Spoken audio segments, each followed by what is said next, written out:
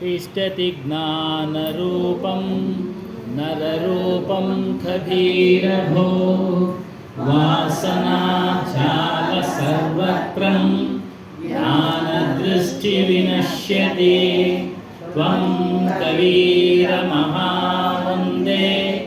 ज्ञानीनामधिकभवः जड अध्यासमहावन्दन बोधज्ञानविमुच्यते नमोऽस्तु ते कबीरस्य साधुवृन्दनमोऽस्तु ते गोस्वामी धर्मदासस्य वन्दनं च पुनः पुनः। बोलिए श्री सत्यनाम आदि कबीर साहेब की जय। सद्गुरु श्री हनुमान साहेब की जय। गुरु माता जी की जय। महंत श्री जगन्नाथ साहेब की जय।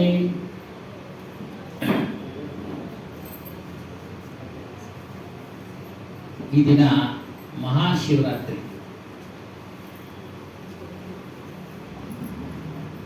ಮಹಾ ಅಂದ್ರೆ ದೊಡ್ಡದು.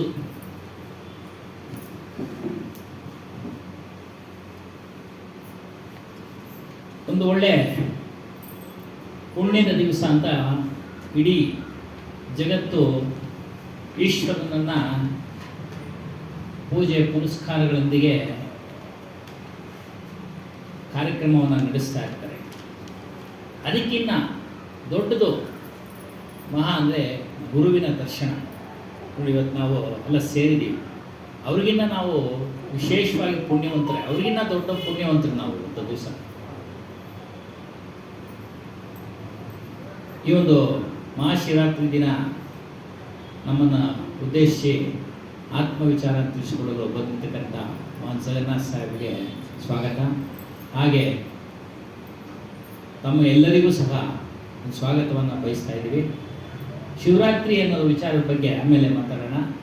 ಮೊದಲು ಗುರುಗಳು ಒಂದು ಆತ್ಮವಿಚಾರವನ್ನು ಒಂದು ಸ್ವಲ್ಪ ಹೊತ್ತು ಮಾಡಲಿ ಅಂತೇಳಿ ಅವರಲ್ಲಿ ಮಾಡಿಕೊಡ್ಲಿ, ತಿಳಿಸಲಿ ಅಂತೇಳಿ ಅವರಲ್ಲಿ ಸವಿನಯ ಪ್ರಾರ್ಥನೆ. ಬೋಲೇ ಶ್ರೀ ಸತ್ಯನಾರಾಯಣ ಕಬೀರ್ ಸಾಹೇಬ್ ಕಿ ಜೈ.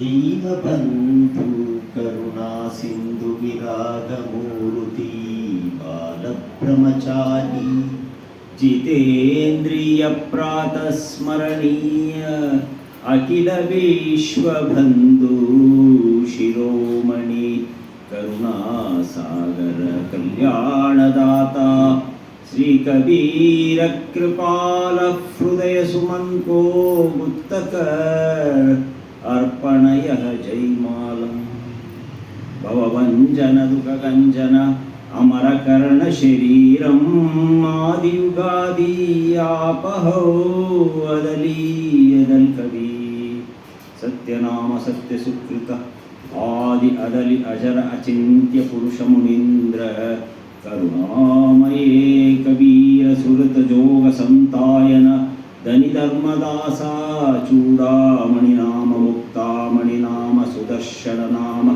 कुलपति नाम प्रमोद गुरुबाला पीर केवल नाम अमोल नाम सुरति सन्नेहि नाम अक्क नाम पाक नाम प्रगट नाम धीरज नाम उग्र नाम दया नाम पंश्री अजूर गंध मुनि नाम साहिब पंश्री अजूर प्रकाश मणि नाम साहिब पंश्री अजूर उदित नाम साहिब पंश्री अजूर मुकुंद मणि नाम साहिब पंश्री अजूर अर्ध नाम साहिब परम पूज्य धर्माधिकारी साहिब की दया सर्व संत महंत की दया सो लिखते.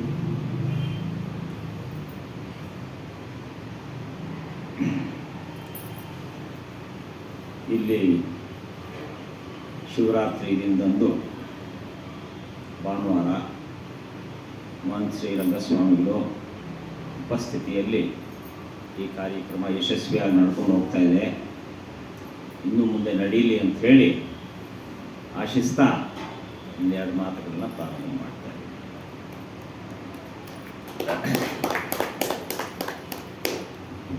ಇವತ್ತು ಮಹಾನ್ ಶ್ರೀ ರಂಗಸ್ವಾಮಿಗಳು ಇಬ್ಬರು ಬರ್ತೀವಿ ಅಂತ ಹೇಳಿದರು. ಸರಿ, ನಾನು ಮನಸ್ಸಲ್ಲೇ ಇಬ್ಬರನ್ನೇ ಇಟ್ಕೊಂಡು ಬಂದೆ. ಏಕೆಂದರೆ ಇಬ್ಬರು ಯಾರಾದರೂ ಆಗಲಿ ಜ್ಞಾನಕ್ಕಾಗಿ ಬರೋವಾಗ ಒಬ್ಬರು ಬಂದರೂ ಸಾಕು. ಬರ್ತೀನಿ ಅಂದಾಗ ಅವರಿಗೆ ನಾವು ಜ್ಞಾನೋಪದೇಶ ಕೊಡೋದ್ರಲ್ಲಿ ಏನು ತಪ್ಪೇನಿಲ್ಲ. ಎಷ್ಟು ಜನ ಬಂದರೂ ಪರವಾಗಿಲ್ಲ, ಒಬ್ಬರು ಬರ್ತೀನಿ ಅಂದರೆ ಅದೇ ಮುಖ್ಯ. ಏಕೆಂದರೆ ಎಲ್ಲರೂ ಉದ್ಧಾರ ಆಗಬೇಕಾದ್ರೆ ಕಷ್ಟ ಆಗ್ತದೆ. ಸರ್ ಹೇಳಿ ಸರ್. ಸರ್ ಇಲ್ಲ ಇಲ್ಲ ಸರ್. ಹೌದಾ? ಓ ನೋಡಲಿಲ್ಲ ಸರ್. ಹೇಳಿ ಸರ್. ಇನ್ನೇನು ಸರ್, ಈಗ ಎಷ್ಟು ಚೆನ್ನಾಗಿದೆ. ಇಲ್ಲಿ ಒಂದು ಕಡೆ ಬಂದಿದ್ದೀನಿ ಸರ್, ಕಪ್ಪಲ್ಪೇಟೆಗೆ. ಹಾಂ ಹಾಂ, ಹೌದಾ? ಸರಿ ಸರ್, ಸರಿ. ಹೌದಾ? Okay sir, okay. ಇಲ್ಲ ಇಲ್ಲ ಇಲ್ಲ ಇಲ್ಲ, ನೋಡಲಿಲ್ಲ ನಾನು ಅಷ್ಟೇ. Okay sir. ಹಾಂ ಹಾಂ, ಸರಿ ಸರ್. ಎಲ್ಲ ಚೆನ್ನಾಗಿದೆ ಸರ್. Thank you. ಮಗಳು ಚೆನ್ನಾಗಿದೆ. ಹಾಂ ಆಗಿದ್ದಾರೆ ಸರ್. ಆಯ್ತು ಆಯ್ತು. Okay sir. Thank you sir. Thank you thank you thank you.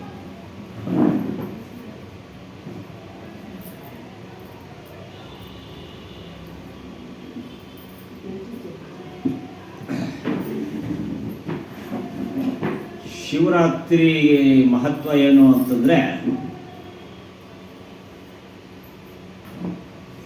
ಶಿವನ ಧ್ಯಾನ ಮಾಡೋದು.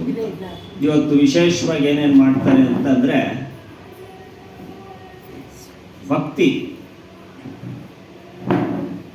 ಅದನ್ನೇ ಸದ್ಗುರು ಕಬೀರ್ ಸಾಹೇಬರು ಭಕ್ತಿ ಜಾಗೃತ ರೂಪಿ ಆಪಹೋ, ಜಾಗೃತ ರೂಪಿ ನೀನೆ ಸತ್ ಮತ್ ಗಹರ ಗಂಭೀರ. ಸತ್ಯಮತದಲ್ಲಿ ನಡೆಯೋವನು ಜಾಗೃತನಾಗಿರ್ತಾನೆ.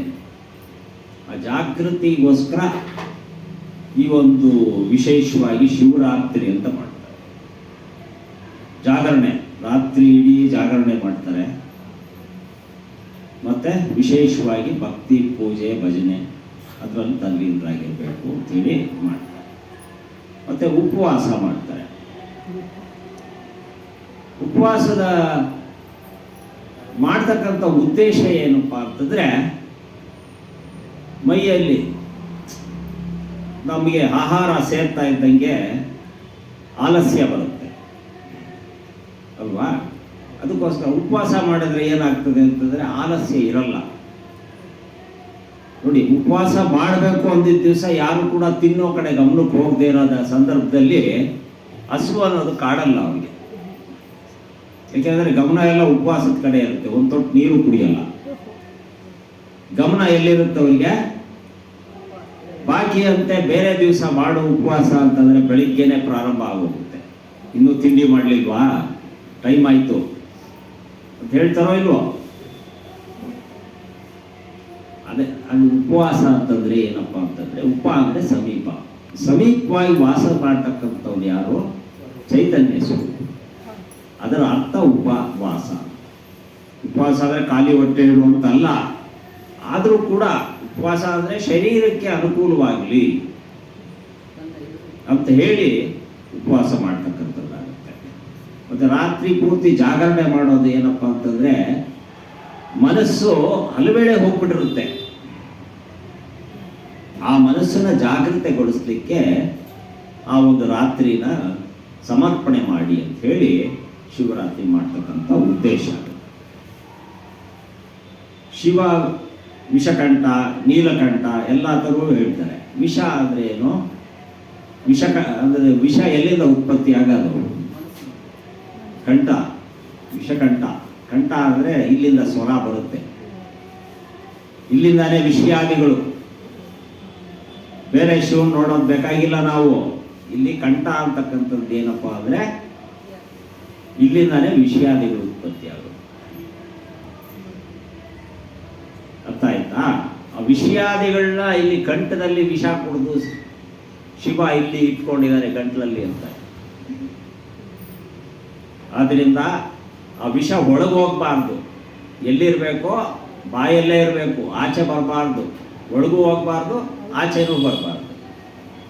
ಅದನ್ನು ಶಿವನ ಒಂದು ಇದರಲ್ಲಿ ನಾವು ವರ್ಣನೆ ಮಾಡ್ತೀವಿ. ಆ ಥರ ಯಾರಾದರೂ ನಡೀತಾರ? ಎಲ್ಲ ಹೊರಗಾಗ್ತಾ ಇರ್ತಾರೆ ವಿಷನ. ಶಿವ ಏನು ಮಾಡ್ದ? ಹೊರಗೂ ಹಾಕ್ಲಿಲ್ಲ, ಒಳಗೂ ನುಂಗ್ಲಿಲ್ಲ. ಅಂದರೆ ಕಂಠದಲ್ಲಿ ಇಟ್ಕೊಂಡಿದ್ದಾನೆ ಅಂತ. ಅಂದರೆ ವಿಷಯಾದಿಗಳು ಏನೇ ಇದ್ರೂ ಕಂಠದಲ್ಲಿ ಇರಬೇಕು. ಒಳ್ಳೇದಾಗಲಿ ಕೆಟ್ಟದ್ದಾಗಲಿ, ಒಳ್ಳೇದು ಹೇಳಿದ್ರು ತಪ್ಪೆ, ಕೆಟ್ಟದ್ದು ಹೇಳಿದ್ರು ತಪ್ಪೆ. ಯಾರತ್ತಾರಾದ್ರೂ ನನ್ನ ಮನೆಯಲ್ಲಿ 100 ಗ್ರಾಮ್ ಚಿನ್ನ ಇದೆ ಅನ್ನೋದು ತಪ್ಪೆ. ಏಕೆಂದರೆ ಅದು ನಮಗೆ ಕಂಟಕ. ಅದು ಒಳ್ಳೆಯದೇ ವಿಚಾರ, ಕೇಳೋಕ್ಕೆ ನಮಗೆ ಹೇಳೋಕ್ಕೆ ಸಂತೋಷ, ಕೇಳಿಸ್ಕೊಂಡು ಅವನಿಗೆ ಅದು ಯಾವ ಥರ ಇರುತ್ತೋ ಗೊತ್ತಿಲ್ಲ. ಅದರಿಂದ ಎಲ್ಲವೂ ಇಲ್ಲೇ ಇಟ್ಕೊಂಡ್ರೆ ಯಾರಿಗೂ ಯಾವ ತೊಂದರೆನೂ ಇಲ್ಲ ಅಂತ. ಅದೇ ಕಬೀರ್ ಸಾಹೇಬರು ಹೇಳೋದು, ಜಾಗೃತ ರೂಪಿ ನೀನೇ ಅಪ್ಪ, ನೀನು ಜಾಗೃತನಾಗಿರೋದು ಕಲಿ. ಪ್ರಪಂಚಕ್ಕೆ ನೀನು ಎಷ್ಟು ಜಾಗೃತರಾಗಿರ್ತೀಯೋ ಅಷ್ಟು ನಿನಗೆ ನಿನ್ನನ್ನು ನೀನೇ ರಕ್ಷಿಸ್ಕೊಳ್ತೀಯ ಅಂತಕ್ಕಂಥದ್ದಾಗಿ ಕಬೀರ್ ಸಾಹೇಬರು. ಇದು ಶಿವ ರಾತ್ರಿಯ ಗುಟ್ಟು. ಬೇರೆಯವರೆಲ್ಲ ಏನು ಮಾಡ್ತಾ ಇದ್ದಾರೆ? ನೃತ್ಯ ಮಾಡ್ತಾರೆ, ಹಾಡುಗಳು ಹೇಳ್ತಾರೆ. ಫಸ್ಟ್ ಹಾಕೋದು ಹಾಡು ಯಾವುದು? ಶಿವಂದು. ಆಮೇಲೆ ಯಾವುದೋ ಹಾಡ್ತಾರೆ, ಫಿಲ್ಮ್ ಮಾಡೋದು. ರಾತ್ರಿಗೆ ಜಾಗರಣೆ ಮಾಡಬೇಕು. ಭಕ್ತಿ ಪೂಜೆಯಲ್ಲಿ ತಲ್ಲೀನರಾಗ್ತಾರ? ಇಲ್ಲ. ಬೇರೆ ಏನೋ ಆಟಗಳಾಡು, ಅದು ಮಾಡು, ಇದು ಮಾಡು. ಅವಾಗ ಜಾಗರಣೆಗೆ ಅರ್ಥ ಇಲ್ಲ ಅನ್ನೋದು ನನ್ನ ಒಂದು ಅನುಭವ. जैसे कोई मनुष्य घोर निद्रा में सोता हो वह सो कर जब जागे. जो जैसा मनुष्य घोर निद्रा में सोता हो ಅಂದರೆ ಘೋರ ನಿದ್ರೆಯಲ್ಲಿ ಮಲ್ಕೊಂಡಿದ್ರೆ ಅವನಿಗೆ ಯಾವ ಅನುಭವ ಆಗ್ತದೆ? जब जागे तब संस्कृत या अंग्रेजी विद्या पढ़ने लगे, उसको पढ़ते हुए देखकर यह नहीं कहा जा सकता है कि इसने घोर निद्रा ही में विद्या पढ़ लिया है. ಅಂದರೆ ಮಲಗಿ ನಿದ್ದೆ ಮಾಡೋನಿಗೆ ವಿದ್ಯೆ ಗೊತ್ತಾಗುತ್ತಾ? ಯಾವುದೇ ಒಂದು ಭಾಷೆ ಆಗಲಿ, ಒಂದು ಇಂಗ್ಲೀಷ್ ಆಗಲಿ, ಒಂದು ಕನ್ನಡ ಆಗಲಿ, ಯಾವುದೇ ಭಾಷೆ ಬಗ್ಗೆ ಓದಲಿಕ್ಕೆ ಆಗೋದಿಲ್ಲ. ಅವನು ಎಚ್ಚರ ಆದಮೇಲೆ ಓದ್ದ ಅಂತ ಹೇಳಿದಾಗ ನಂಬ್ತೀವಿ. जिससे कि अब जागृत में पढ़ते हुए देखकर यही कहा जाएगा कि पढ़ने की अवस्था जागृत है. ಅಂದರೆ ಜಾಗೃತ ರೂಪಿ ಆದಾಗ ಅವನು ಓದ್ತಾ ಇದ್ದೀವಿ ಅಂತ ಅವನಿಗೆ ಅನಿಸಿಕೆ ಉಂಟಾಗುತ್ತೆ. पूर्व के जागृत में इसने किसी अध्यापक से पढ़ा है, वही संस्कार रहने से घोर निद्रा से जाग कर यह पढ़ रहा है. ಅಂದರೆ ನಿದ್ದೆಯಲ್ಲಿ ಇದ್ದಿರ್ತಕ್ಕಂಥ ವ್ಯಕ್ತಿ ಗುರುವಿನ ಒಂದು ವಿದ್ಯಾಭ್ಯಾಸದಿಂದ ಅವನು ಓದಿರ್ತಕ್ಕಂಥದ್ದು ಅರ್ಥ ಮಾಡ್ಕೊಳ್ತಾ ಇರ್ತಾನೆ. ಎದುರುಗಡೆ ಪುಸ್ತಕ ಇದೆ, ಓದ್ತಾ ಇದ್ದೀವಿ. ಓದ್ತಾ ಇದ್ರೆ ನಮ್ಗೆ ಅರ್ಥ ಆಗಬೇಕು ಅಂತಂದರೆ ಅದಕ್ಕೆ ಯಾರು ಬೇಕೋ? ಶಾಲೆಯಲ್ಲಿ ಗುರು ಇದ್ದಂಗೆ ಗುರು ಬೇಕು. ಅವ್ರು ಹೇಳ್ಕೊಟ್ಟಿದ್ದನ್ನು ಮನೆಯಲ್ಲಿ ಬಂದು ಓದಿದ್ರೆ ನಮ್ಗೆ ಅರ್ಥ ಆಗ್ತದೆ. ಇಲ್ಲ ಸುಮ್ಮನೆ ಪುಸ್ತಕ ತೊಗೊಂಡು ಓದಿದ್ರೆ ನಮಗದು ಅರ್ಥ ಆಗಲ್ಲ. ಆ ಇಯಿಂದ ಕಾಗುಣಿತ ಕಲಿಸಿ ಎಲ್ಲ ಮಾಡಿದ ಮೇಲೆ ತಾನೇ ನಮ್ಗೆ ಅಕ್ಷರಗಳ ಜ್ಞಾನ ಆಗೋದು. ಸುಮ್ಮನೆ ನಾವು ಕೂತ್ಕೊಂಡು ಕಲಿಯೋಕ್ಕೆ ಪ್ರಾರಂಭ ಮಾಡಿದ್ರೆ ಅದಕ್ಕೆ ಅರ್ಥವಿಲ್ಲ. ಅದಕ್ಕೆ ಗುರು ಬೇಕು ಅಂತ. वही संस्कार रहने से घोर निद्रा से जाग कर यहाँ पढ़ रहा है. ಅದರಿಂದ ಘೋರ ನಿದ್ರೆಯಿಂದ ಎಚ್ಚೆತ್ತು ಇದನ್ನೆಲ್ಲ ನಾವು ಅಭ್ಯಾಸ ಮಾಡ್ತಾ ಇದ್ದೀವಿ.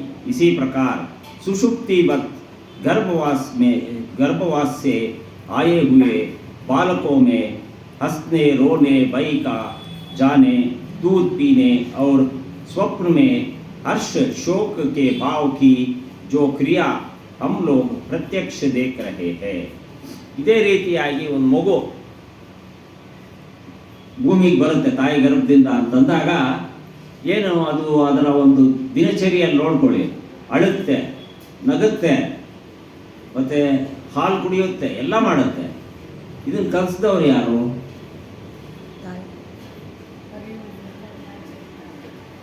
ಸ್ವಪ್ನ ಸೇ ಶೋಕಕ್ಕೆ ಭಾವ, ಶೋಕ ಮಾಡ್ಕೊಳ್ಳೋದು, ಅಳೋದು, ಅದೆಲ್ಲ ನೋಡ್ತೀವಲ್ಲ ಮಗುವಿನ ಇದರಲ್ಲಿ ಕ್ರಿಯಾ. ಹಮ್ ಲೋಗ್ ಪ್ರತ್ಯಕ್ಷ ದೇಖ್ ರಹೇ. ವಹ बेहोशी गर्भकाल का वेग नहीं, बल्कि पूर्व जन्म से के जागृत वेग में जो पशु धर्म ಅಂತ ಸಹಿತ ಕಿಯಾ ಹೈ. ಅಂದರೆ ಹಿಂದಿನ ಜನ್ಮದ ಕರ್ಮದ ಅನುಭವದ ಮೇಲೆ ಅದು ಅಳೋದು, ನಗೋದು, ಕೋಪ ಮಾಡ್ಕೊಳ್ಳೋದು ಇದನ್ನೆಲ್ಲ ಕಲ್ತಿದೆ. ಉಸಿ ಕಾ ಸಂಸ್ಕಾರ बीज गर्भवास में सोकर लड़कपन के जागृत अवस्था में सफाई से दर्शता है. ಅಂದರೆ ಇದು ತಾಯಿ ಗರ್ಭದಲ್ಲಿ ನಿದ್ದೆ ಮಾಡಿಕೊಂಡೇ ಇದನ್ನೆಲ್ಲ ಕಲಿತಾ ಇದೆ ಅಂತ ಹೇಳ್ತಾ ಇದ್ದಾರೆ. क्योंकि देहधारी जीवों में मानादि संस्कार हुआ बिना स्थूलिक व्यापार की ಸಿದ್ಧಿ ನಹಿ ಹೋತಿ. ಅದರಿಂದ ಇದು ಸಂಸ್ಕಾರದಲ್ಲಿ ಅದರ ಒಂದು ಅಭ್ಯಾಸ ಬೆಳೀತಾ ಬರುತ್ತೆ ಅಂತ ಹೇಳ್ತಾರೆ. ಅಂದರೆ ವಿಚಾರ ಮಾಡಿ ನೋಡಿದ್ರೆ ಒಂದು ಮಗು ಶಾಂತ ಸ್ವಭಾವ ಇರುತ್ತೆ, ಒಂದು ಮಗು ತೀಟೆ ಮಾಡೋದು ಜಾಸ್ತಿ ಆಗುತ್ತೆ. ಅದರಿಂದ ಅದರ ಸಂಸ್ಕಾರದ ಒಂದು ಇದ್ರ ಮೇಲೆ ಪರಿಣಾಮವಾಗಿ ಅದು ಅದರ ಮೇಲೆ ಪರಿಣಾಮ ಅವಲಂಬಿತವಾಗಿರುತ್ತೆ ಅಂತ ಹೇಳ್ಬೋದು. ಮೇ ಇಂದ್ರಿಯೋಂಕೆ ब्रह्म कर्म द्वारा टिकती है. अभी छोटा बच्चा कोई कर्म ही नहीं किया. ಅದರಿಂದ ಇದು ಸಣ್ಣ ಮಗು, ಅದು छोटा बच्चा कोई कर्म नहीं, ಯಾವುದೇ ಕರ್ಮ ಮಾಡಿರಲ್ಲ. जिससे संस्कार द्वारा हर्ष शोक आदि प्रकट हो और बच्चों के जागृत स्वप्न में संस्कार द्वारा किया प्रकट तो देखते हैं. इससे यही सिद्धि होता है कि इस देह के पहले भी हम सब जीव नित्य देहधारी थे। पूर्व देह के जागृत संस्कार ही गर्भ में सोने के बाद अब बाल अवस्था में प्रकट हो रहे हैं। ಅದು ಈ ಸಂಸ್ಕಾರ ಎಲ್ಲ ಬಾಲ್ಯ ಅವಸ್ಥೆಯಿಂದ ಅದು ನಮಗೆ ಬಳುವಳಿಕೆಯಾಗಿ ಬಂದಿರತಕ್ಕಂಥದ್ದು ಅಂತ ಹೇಳ್ತಾ ಇದ್ದಾರೆ. ಅದರಿಂದ ಕೆಲವು ಸಂದರ್ಭಗಳಲ್ಲಿ ಏನು ಹೇಳ್ತೀವಿ ಅಂತಂದರೆ ಗರ್ಭಿಣಿ ಸ್ತ್ರೀಯರಿಗೆ ಈ ಜ್ಞಾನ ಉಪದೇಶಗಳನ್ನ ಕೇಳಬೇಕು ಅಂತ, ಗುರುಗಳು ಜ್ಞಾನ ಉಪದೇಶ ವೈರಾಗ್ಯದ ಮಾತುಗಳು ಇಂಥದ್ದು ಆಡ್ತಾ ಇದ್ದರೆ ನೋಡಿ, ಅದು ಕೂಡ ಮಹಾಭಾರತದಲ್ಲಿ ಕೃಷ್ಣ ಪರಮಾತ್ಮ ತನ್ನ ತಂಗಿ ಸುಭದ್ರೆಗೆ ಒಂದು ಪ್ರಸಂಗ ನಡೆಯುತ್ತೆ. ಒಂದು ಯುದ್ಧದ ಕಲೆನ ಹೇಳ್ಕೊಡ್ತಾರೆ, ಚಕ್ರವ್ಯೂಹದ ಒಂದು ಯುದ್ಧದ ಕಲೆನ ಹೇಳ್ಕೊಡ್ತಾರೆ. ಹೇಳ್ತಾ ಹೇಳ್ತಾ ಹೇಳ್ತಾ ಆಕೆ ಸುಭದ್ರೆ ಮಲ್ಕೊಂಡು ನಿದ್ದೆ ಹೋಗ್ಬಿಟ್ಟಾಗ ಗರ್ಭದಿಂದ ಮಗು ಹೂಂಕಾರ ಕೇಳಿಸ್ತಾ ಇರುತ್ತೆ. ಆದ್ದರಿಂದ ಅರ್ಧದಲ್ಲೇ ನಿಲ್ಲಿಸ್ಬಿಡ್ತಾರೆ ಶ್ರೀಕೃಷ್ಣ ಪರಮಾತ್ಮ ಕಥೆಯನ್ನು.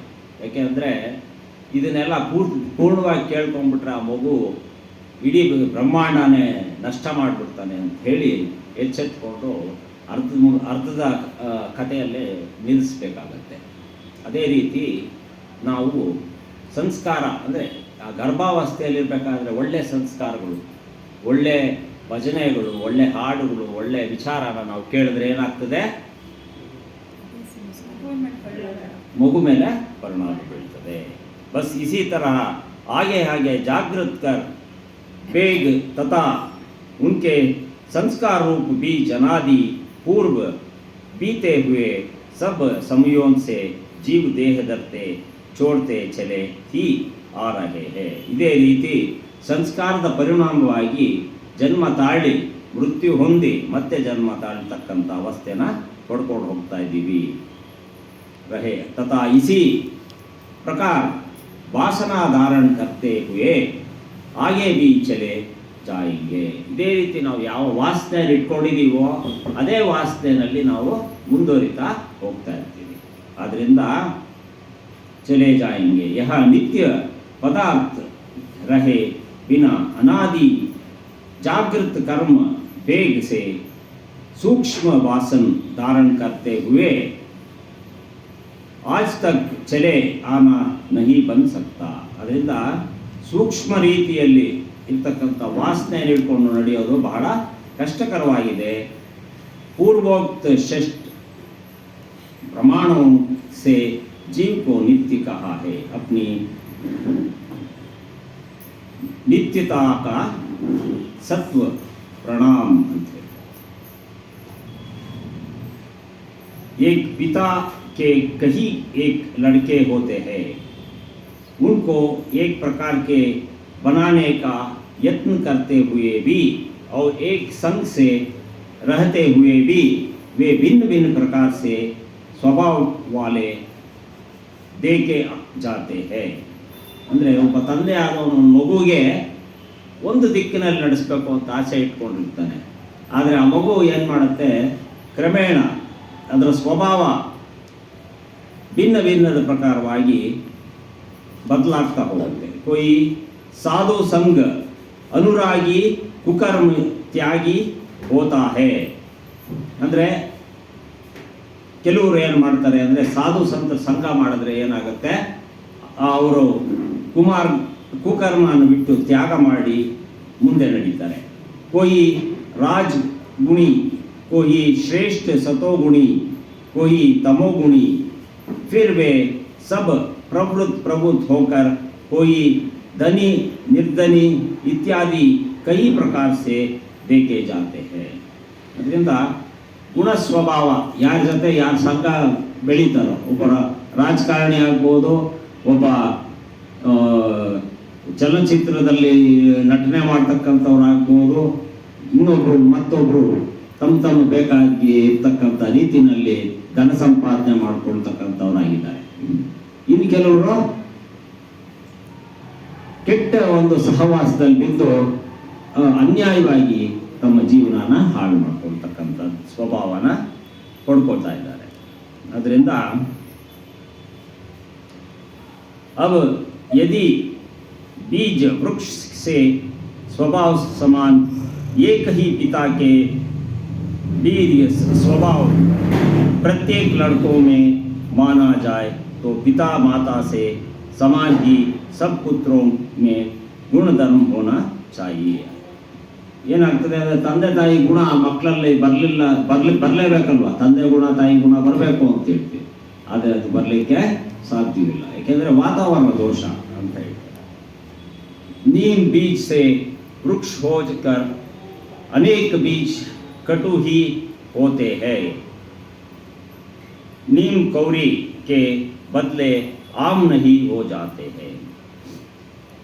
ತಂದೆ ತಾಯಿಗಳ ಸ್ವಭಾವ ಮಕ್ಕಳಿಗೆ ಬರಬೇಕು. ಯಾವ ರೀತಿ ಉದಾಹರಣೆ ಕೊಡ್ತಾರೆ, ನೀಮ್ ಅಂದರೆ ಇದು ನಿಂಬೆಹಣ್ಣು ವೃಕ್ಷದಲ್ಲಿ ನಾವು ಮಾವಿನ ಹಣ್ಣು ಬೆಳಿಬೇಕು ಅಂದರೆ, ಮಾವಿನ ಹಣ್ಣು ನೋಡಬೇಕು ಅಂದರೆ ಸಾಧ್ಯವೇ? ಅದು ಅಸಾಧ್ಯ. ಆದ್ದರಿಂದ नीम कोरी के बदले आम नहीं हो जाता है, तैसे तो चैतन्य सृष्टि में नहीं दिखाई देता. तब अनेक गुण धर्म मनादि सहित स्वभाव रुचि देखकर यही निश्चय होता है कि ये सब पूर्व जन्म के पृथक पृथक स्वभाव धारण किए हुए जीव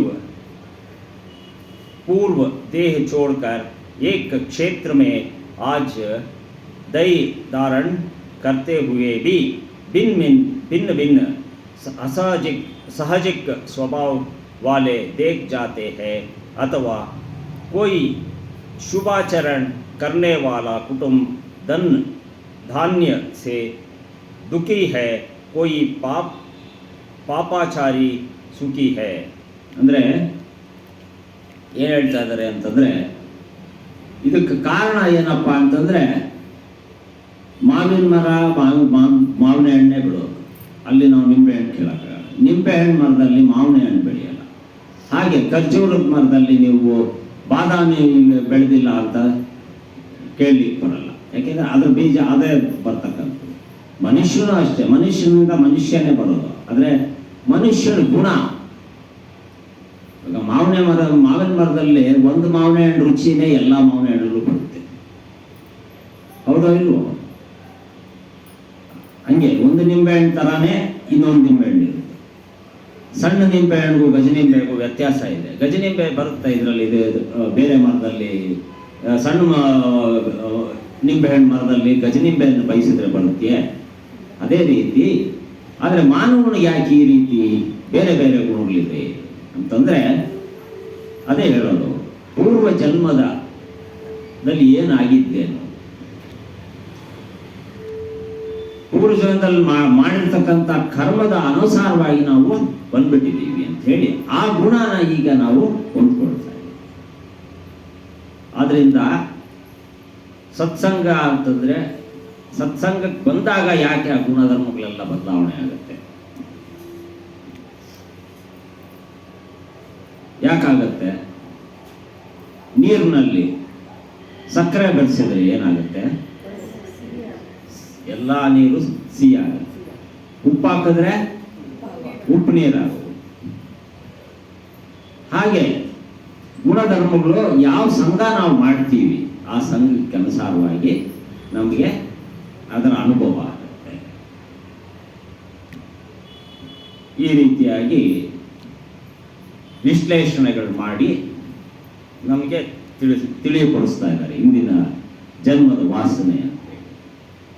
ಎಷ್ಟು ಲಕ್ಷ ಜೀವರಾಶಿಗಳು, 86 ಲಕ್ಷ ಜೀವರಾಶಿಗಳು ಹೇಳ್ತಾರೆ. ಅದ್ರ ಹೆಸರು ಹೇಳ್ಕೊಳ್ತಾ ಹೋದರೆ ನಮಗೆ ಕಣ್ಣು ಕಾಣುವಂಥದ್ದಿದೆ, ಕಾಣದೇ ಇರ್ತಕ್ಕಂಥದ್ದಿದೆ, ಇನ್ನೂ ಎಷ್ಟೋ ಹಲವು ಜೀವರಾಶಿಗಳು ಇದ್ದಾವೆ. ಅದರಿಂದ ಇಷ್ಟೊಂದು ಜೀವರಾಶಿಗಳಲ್ಲಿ ನಾವು ಯಾವ್ಯಾವ ಜೀವದಲ್ಲಿ ಇದ್ದು ಬಂದಿದ್ದೀವೋ ಗೊತ್ತಿಲ್ಲ. ಅದರಿಂದ ಮಾನವ ಜನ್ಮ ಅಂತಕ್ಕಂಥದ್ದು ಎಂಥದ್ದು ಅಂತಂದರೆ ಬಹಳ ಶ್ರೇಷ್ಠವಾಗಿರ್ತಕ್ಕಂಥದ್ದು. ಶಿವ ಪಾರ್ವತಿ ಸಂಭಾಷಣೆ ನಡೀತಾ ಇರುತ್ತೆ. ಶಿವ ಪಾರ್ವತಿ ಸಂಭಾಷಣೆ ನಡೀತಾ ಇರಬೇಕಾದ್ರೆ ಪಾರ್ವತಿ ಆದವಳು ಶಿವನಲ್ಲಿ ಪ್ರಶ್ನೆ ಕೇಳ್ತಾಳೆ. ಏನಂತ ಪ್ರಶ್ನೆ ಕೇಳ್ತಾಳೆ? ಸ್ವಾಮಿ ಇಡೀ ಪ್ರಪಂಚನೇ ನಿಮಗೆ ಶರಣಾಗತಿ ಒಂದು ತಪಸ್ಸು ಮಾಡ್ತಾರೆ. ಏನಂತ ತಪಸ್ಸು ಮಾಡ್ತಾರೆ? ಓಂ ನಮಃ ಶಿವಾಯ, ಓಂ ನಮಃ ಶಿವಾಯ ಅಂತ ಜಪ ಮಾಡ್ತಾ ಇರ್ತಾರೆ. ಇಷ್ಟೆಲ್ಲ ಪ್ರಪಂಚದಲ್ಲಿ ಜಪ ತಪಾದಿಗಳು ಮಾಡ್ತಾ ಇರ್ಬೇಕಾದ್ರೆ ನೀವು ಯಾರನ್ನ ಕುರಿತು ತಪಸ್ಸು ಮಾಡ್ತೀರಾ? ಇಡೀ ಪ್ರಪಂಚನೇ ನಿಮ್ಗೆ ತಪಸ್ಸು ಮಾಡಬೇಕಾದ್ರೆ ನೀವು ಯಾರನ್ನ ನೆನೆಸಿ ತಪಸ್ಸು ಮಾಡ್ತೀರಾ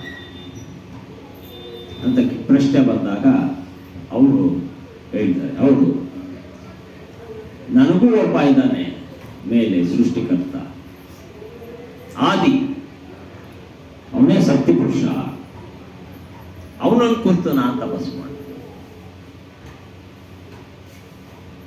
ನಾನಿವಾಗ ನಿಮಗೆ ಫಸ್ಟ್ ಬಂದಾಗ ಇಲ್ಲಿ ಪ್ರಾರ್ಥನೆ ಪ್ರಾರಂಭ ಮಾಡಿದಾಗ ಸತ್ಯನಾಮ ಸತ್ಯ ಸುಕೃತ ಆದಿ ಅಗಲಿ ಅಂತ ಹೇಳಿದೆ.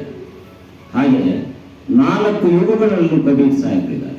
4 ಯುಗದಲ್ಲೂ ಕಬೀರ್ ಸಾಹೇಬ್ ಸತ್ಯಪುರುಷನಾಗಿ ಸತ್ಯಯುಗದಲ್ಲಿ, ಮತ್ತೆ ಮುನೀಂದ್ರ ಸತ್ಯನಾಮ ಸತ್ಯಪುರುಷ ಆದಿ ಅದರಲ್ಲಿ ಅದರ ಅತ್ಯಂತ ಪುರುಷ ಮುನೀಂದ್ರ ಕರುಣಾಮಯಿಯಾಗಿ ಮುನೀಂದ್ರರಾಗಿ ಕರುಣಾಮಯಿಯಾಗಿ, ನಂತರದಲ್ಲಿ ಕಲಿಯುಗದಲ್ಲಿ ಕಬೀರರಾಗಿ 4 ಯುಗದಲ್ಲಿ 4 ಥರ ಹೆಸರಲ್ಲಿ ಕಾಣಿಸ್ಕೊಂಡಿದ್ದಾರೆ ಕಬೀರ್ ಸಾಹೇಬ್. ಅಂತ ಕಬೀರ್ ಸಾಹೇಬ್ರನ್ನ ಕುರಿತಾಗಿ ನಾನು ಧ್ಯಾನ ಮಾಡ್ತಾ ಇದ್ದೀನಿ. ಶಿವ ಈ ದೇವಸ್ಥಾನಕ್ಕೆ ಹೋದ್ರೆ ಮೊದಲಿಂದಾನೇ ದ್ವಾರಪಾಲಕನಿಂದಾನೇ ಪ್ರಾರಂಭ ನಮ್ಮನ್ನು ತಡೆಯೋದಕ್ಕೆ. ಆದರೆ ನಮಗೆ ಸಿಕ್ಕಿರೋ ಭಾಗ್ಯ ಎಂತದ್ದು ಅಂತಂದ್ರೆ ನಮಗೆ ಡೈರೆಕ್ಟ್ ಈ ದೇವತೆಗಳೇ ಬೇಕಾಗಿಲ್ಲ, ನಮಗೆ ಡೈರೆಕ್ಟ್ ಆಗಿ ಸತ್ಯಯುಗ. ಮೊನ್ನೆ ಯಾವುದೋ ಒಂದು ಕಾರ್ಯಕ್ರಮದಲ್ಲಿ ಧರ್ಮಾಧಿಕಾರಿಗಳ ಕಾರ್ಯಕ್ರಮ ಒಂದು ವಿಡಿಯೋ ನೋಡ್ತಾ ಇದ್ದೆ. ಒಂದು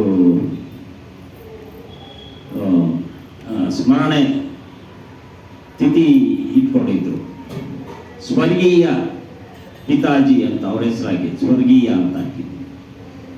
ಅದರಿಂದ ಧರ್ಮಾಧಿಕಾರಿಗಳು ಅದು ಹೇಳ್ತಾ ಇದ್ರು, ನೀವು ಸ್ವರ್ಗೀಯ ಅಂತ ಹಾಕಿದ್ದೀರಾ, ಅದು ತಪ್ಪಾಗ್ತದೆ. ಸ್ವರ್ಗೀಯ ಅಂದರೆ ಸ್ವರ್ಗಕ್ಕೆ ಹೋಗೋದು, ಸತ್ಯಲೋಕವಾಸಿ ಅಂತ.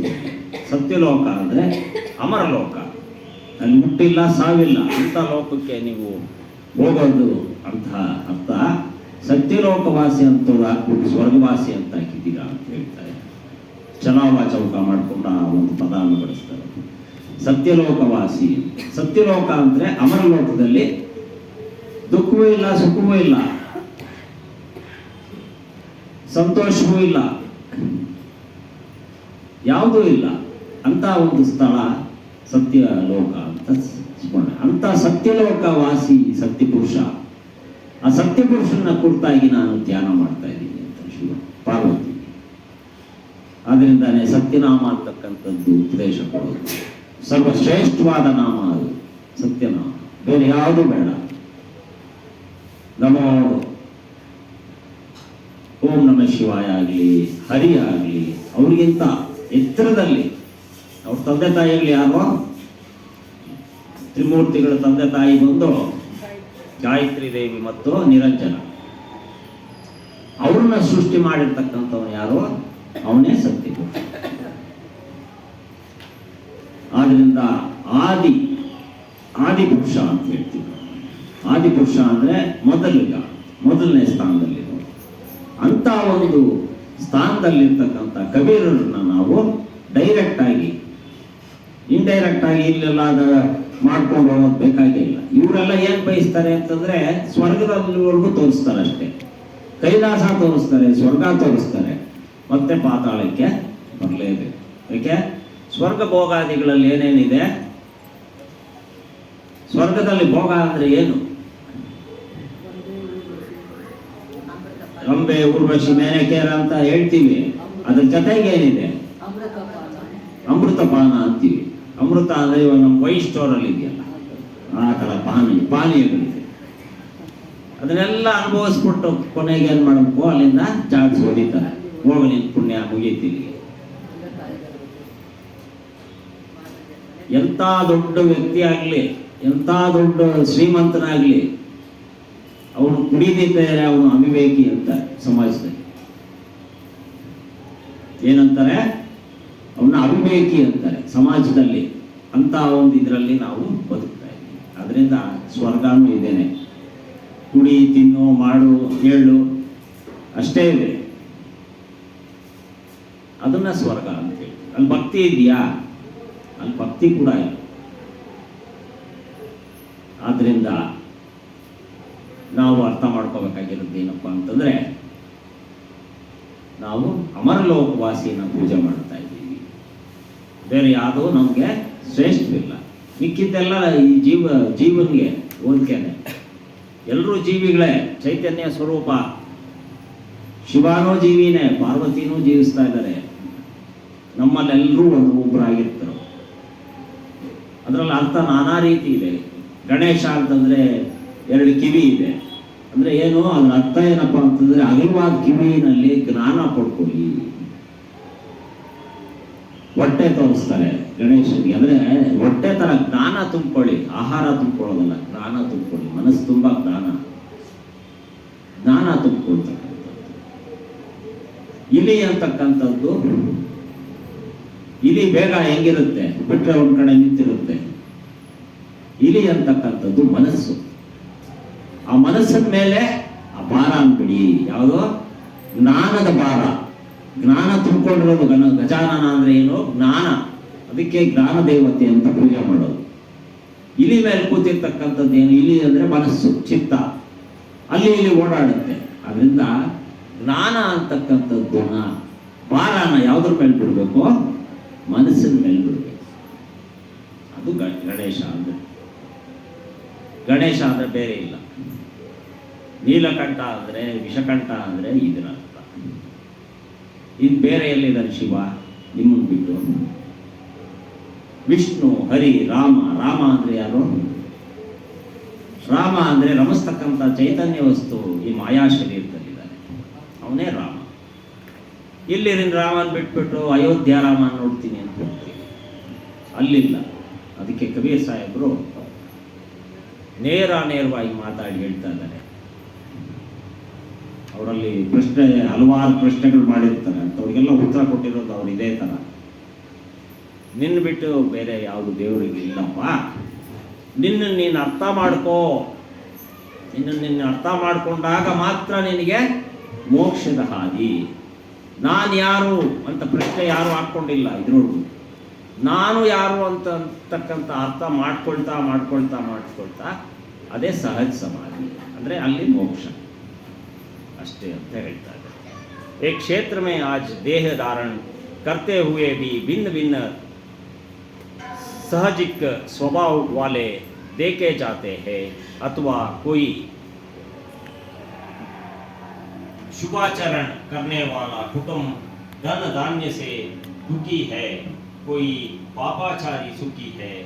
ऐसा देखकर यही नहीं समझना चाहिए कि पुण्य का फल दुख तथा पाप करने का फल सुख होता है।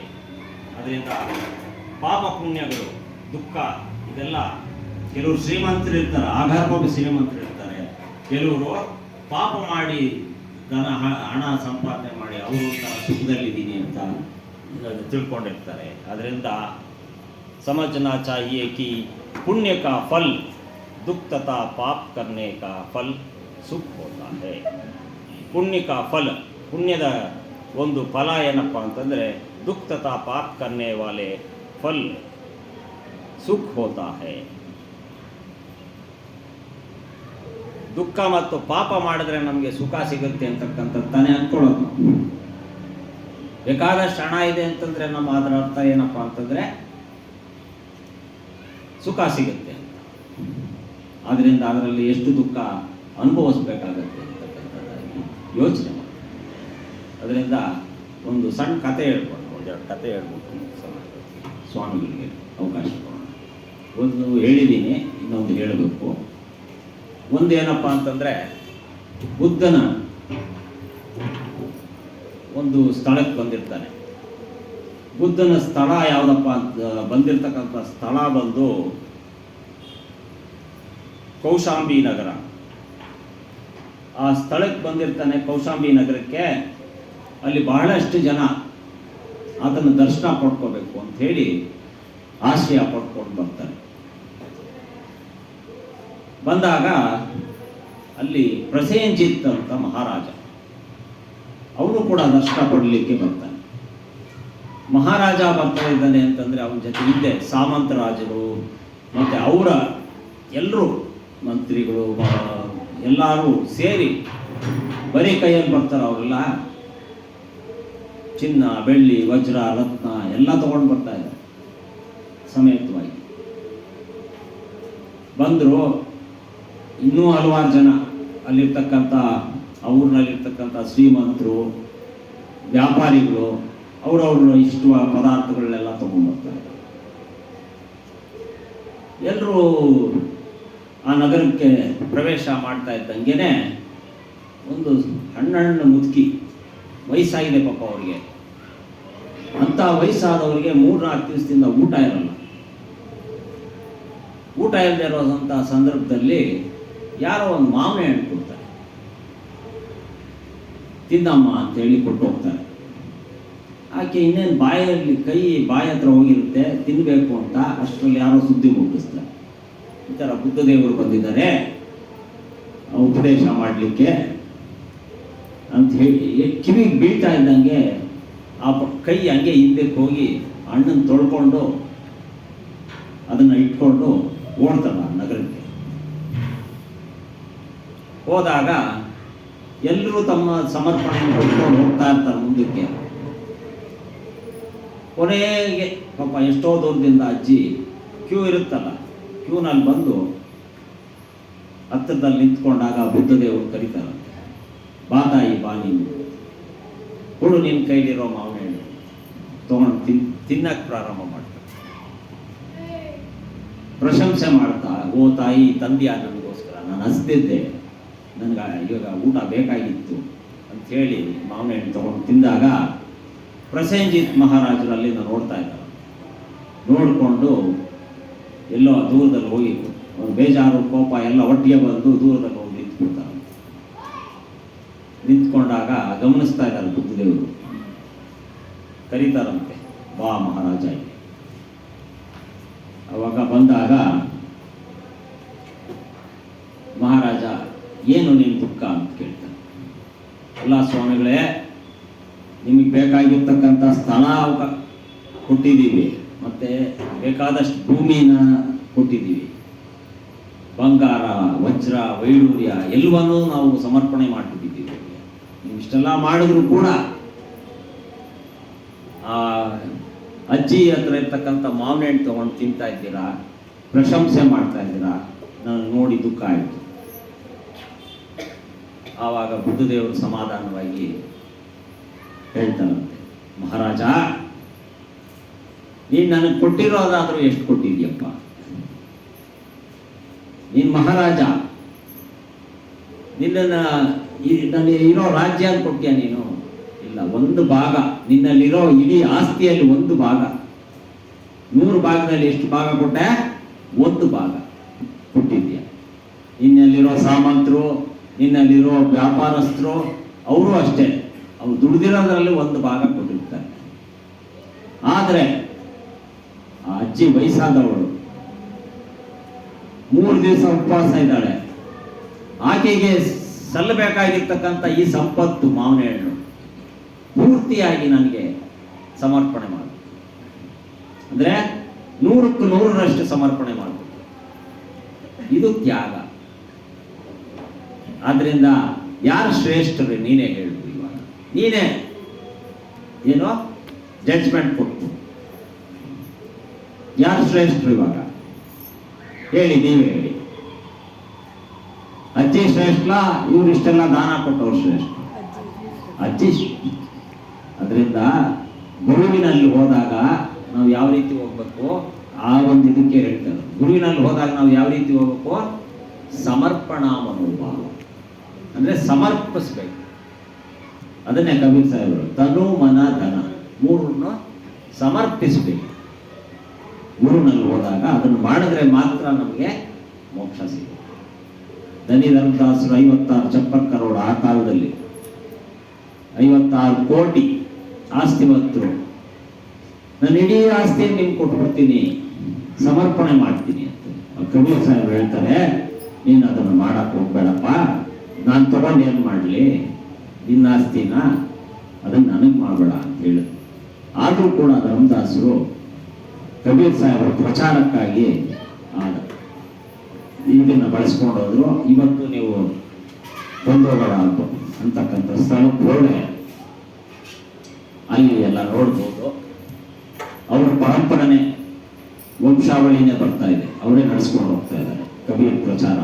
ಆ ರೀತಿಯಾಗಿ ಸಮರ್ಪಣಾ ಮನೋಭಾವ ನಮಗೆ ಇದ್ರೆ ಮಾತ್ರ ನಾವು ಮೋಕ್ಷನ ಕಾಣ್ಬೋದು. ಇನ್ನೊಂದು ಸಣ್ಣ ಕತೆ, ಅದೇನಪ್ಪ ಅಂತಂದ್ರೆ, ಒಬ್ಬ ವ್ಯಕ್ತಿ ಒಂದು ಎತ್ತು ಗೋರಿ ಬೆಳೆಸ್ಕೊಂಡು ಇಟ್ಕೊಂಡಿರ್ತಾನೆ. ಗೋರಿ ಏನಪ್ಪ ಅಂತಂದ್ರೆ ತುಂಬಾ ಚೆನ್ನಾಗಿ ಪ್ರೀತಿಯಿಂದ ನೋಡ್ಕೊಂಡಿರ್ತಾನೆ. ಪ್ರತಿ ಸತಿ ಬಂದಾಗಲೂ ಕೂಡ ಆ ಹೋರಿಗೆ ಏನೋ ಒಂದಷ್ಟು ತಂದು ಅದಕ್ಕೆ ಬೇಕಾದಷ್ಟು ಆಹಾರನ ಒದಗಿಸ್ತಾ ಇರ್ತಾನೆ. ಎಷ್ಟೇ ಮಾಡಿದ್ರು ಅವನು ಬಡವನೇ ಆಗಿರ್ತಾನೆ. ಆದ್ರಿಂದ ಎಷ್ಟೋ ಕಷ್ಟಪಟ್ಟು ವ್ಯಾಪಾರ ಮಾಡಿ ಏನು ಮಾಡಿದ್ರು ಕೂಡ ಅವನಿಗೆ ಶ್ರೀಮಂತಿಕೆ ಬಂದಿರಲ್ಲ. ಒಂದು ದಿವಸ ಏನಾಗ್ತದೆ ಅಂತಂದ್ರೆ, ಒಂದು ಜಾತ್ರೆ ನಡೀತಾ ಇರುತ್ತೆ. ಆ ಜಾತ್ರೆನಲ್ಲಿ ಏನಾದರೂ ನನಗೆ ಲಾಭ ಸಿಗ್ಬೋದು ಅಂತ ಅವ್ರು ಹೋರಿನ ಕರ್ಕೊಂಡು ಹೋಗ್ತಾನೆ. ಅಲ್ಲಿ ಹೋದ್ರೆ ಅವನಿಗೆ ಯಾರು ವ್ಯಾಪಾರಕ್ಕೆ ಬರಲ್ಲ. ಅಲ್ಲಿ ದುಃಖಿತನಾಗಿರ್ತಾನೆ. ಇದು ನೋಡಿ ಹೋರಿ ಒಂದು ಮಾತು ಹೇಳುತ್ತೆ ಕಿವಿಯಲ್ಲಿ, ನೋಡು 10,000 ರೂಪಾಯಿ ಪಂದ್ಯ ಕಟ್ಟು, ವ್ಯಾಪಾರಸ್ಥರೆಲ್ಲ ಬಂದಿರ್ತಾರೆ, ನಾನು ಹೋರಿ 3 ಬಂಡಿಗಳನ್ನ ಹಿಡಿಯುತ್ತೆ ಅಂತ ಪಂದ್ಯ ಕಟ್ಟು. ಅವನೇನ್ ಮಾಡ್ತಾನೆ, ಅವಳೇನು ಅಂತ ಹೇಳ್ಬಿಟ್ಟು ತನ್ನಲ್ಲಿ ವ್ಯಾಪಾರ ಆಗಿರೋ ದುಡ್ಡನ್ನು ತಗೊಂಡೋಗಿ ಅಲ್ಲಿ ಇಟ್ಟು ಪಂದ್ಯ ಕಟ್ತಾನೆ. ಆ ಹೋರಿ ಏನ್ ಮಾಡುತ್ತೆ, ಹೋರಿಗೆ ಹೊಡಿಯೋದು, ಚಾಟಿ ತಗೊಂಡು ಹೊಡಿತಾನೆ. ಹೊಡಿಯೋದು, ತಿಂಗೋದು ಎಲ್ಲ ಮಾಡಿ ಕೆಟ್ಟ ಬೈತಾನೆ. ನೀನು ಅಷ್ಟಾಗದೆ ಇಷ್ಟಾಗದೆ, ನೀನು ಹೋಗ್ತಾ ಇಲ್ಲ, ಮಾಡ್ತಾ ಇಲ್ಲ ಅಂತ ತಿಂದು ಮಾಡಿ ಇದು ಮಾಡಿದ್ರೆ, ಅದೇನು ಒಂದೇ ಹೆಜ್ಜೆ ಕೂಡ ಮುಂದೆ ಇಡಲಿ, ಒಂದೇ ಹೆಜ್ಜೆ ಕೂಡ ಮುಂದೆ ಇಡಲಿ. ಅವನಿಗೆ ಬೇಜಾರಾಗೋಗಿ ಸೋತವನಲ್ಲ ಅಂತೇಳಿ ದುಃಖದಿಂದ ಹೊರಟು ಬರ್ತಾನೆ. ಆಮೇಲೆ ಹೇಳ್ತಾನೆ, ನೀನು ಹೇಳಿದಕ್ಕೆ ತಾನೇ ನಾನು ಪಂದ್ಯ ಕಟ್ಟಿದ್ದು, ನೀನು ಪಂದ್ಯ ಕಟ್ಟಿದೆ ಅಪ್ಪ, ಆದ್ರೆ ನನಗೆ ತಿರುಡೆ, ಹೊಡೆದೆ, ಚಾಟಿಯಲ್ಲಿ ಬೈದೆ. ಆದ್ರಿಂದ ಏನ್ ಮಾಡಿದೆ, ನಾನು ಮುಂದೆ ಹೆಜ್ಜೆ ಹೋಗ್ಲಿಲ್ಲ. ಎಷ್ಟೆಷ್ಟು ತರ ಬೈದಿದ್ಯಾ, ಎಷ್ಟೆಷ್ಟು ತರ ಹೊಡೆದಿದ್ಯಾ, ಚುಚ್ಚಿದೆ, ಅದಕ್ಕೆ ನನಗೆ ನೋವಾಯ್ತು, ಅದಕ್ಕೆ ನಾನು ಮುಂದೆ ಹೋಗ್ಲಿಲ್ಲ. ಈಗ ಒಂದು ಕೆಲಸ ಮಾಡೋ, ಈಗಲೂ ಒಂದು ಹೇಳ್ತೀನಿ ಕೇಳೋ. ಈಗ 10,000 ಹೋಯ್ತಲ್ಲ, ಅದ್ರ ಬಗ್ಗೆ ತಲೆ ಕೆಡಿಸ್ಕೋಬೇಡ. ನಿನ್ನ ಹತ್ರ ಭೂಮಿ ಇದೆಯಲ್ಲ, ಭೂಮಿ ಮನೆ ಅದರೆಲ್ಲ ಪತ್ರಗಳು ತಗೊಂಡ ಹಣ ಅಲ್ಲಿ ಇಟ್ಬಿಟ್ಟು 1 ಲಕ್ಷ ಕಟ್ಟು. 1 ಲಕ್ಷಕ್ಕೆ ಕಟ್ತಾನೆ. ಅಲ್ಲಿರೋ ವ್ಯಾಪಾರಸ್ಥರೆಲ್ಲ 10,000 ಕಳ್ಕೊಂಡಿದ್ದಾನೆ, ಇದು 1 ಲಕ್ಷ ಇಟ್ಟಿದ್ದಾನೆ, ನಮಗೆ ಇನ್ನೂ ಆರಾಮಾಗಿ ಸಿಗುತ್ತಲ್ಲ ಅಂತೇಳಿ ಕಟ್ಕೊಡ್ತಾನೆ. ಅವಾಗ ಪ್ರೀತಿಯಿಂದ ನನ್ನ ಮುದ್ದು, ನನ್ನ ರನ್ನ ಅಂತೇಳಿ ಆರತಿ ಮಾಡೋದನ್ನ ಎಲ್ಲ ಮಾಡಿ ಇದು ಮಾಡಿದ್ರೆ 3 ಬಂಡಿ ಎಳೆದು ಬಿಡುತ್ತೆ. ಹಾಗೆ ಮಾತು ಅಂತಕ್ಕಂಥದ್ದು ಬಹಳ ಬಹಳ ಒಂದು ಅನುಭವ ತಂದ್ಕೊಂಡು ಮಾತಾಡೋದು. ಯಾರ ಹತ್ರನೂ ಮಾತಾಡ್ಬೇಕಾದ್ರೆ ಕೆಟ್ಟದಾಗಿ ಮಾತಾಡಿದ್ರೆ ಆಗೋ ಕೆಲಸನೂ ಆಗಲ್ಲ. ಆದರೆ ಒಳ್ಳೆ ಮಾತುಗಳು ನಮಗೆ ಒಳ್ಳೆ ದಾರಿಗೆ ತೋರಿಸುತ್ತೆ. ಮತ್ತೆ 1 ಲಕ್ಷ ತಗೊಂಡವನು ಇಡೀ ಜೀವನದಲ್ಲಿ ಆನಂದ ಅನುಭವಿಸ್ದ. ಆದ್ರಿಂದ ಒಳ್ಳೆ ಮಾತಿರ್ಬೇಕು ಅನ್ನೋದು ನಮ್ಮ ಕಬೀರ್ ಸಾಹೇಬರು ಪದೇ ಪದೇ ಹೇಳ್ತಾರೆ. बोलिए श्री सद्गुरु कबीर साहिब की जय.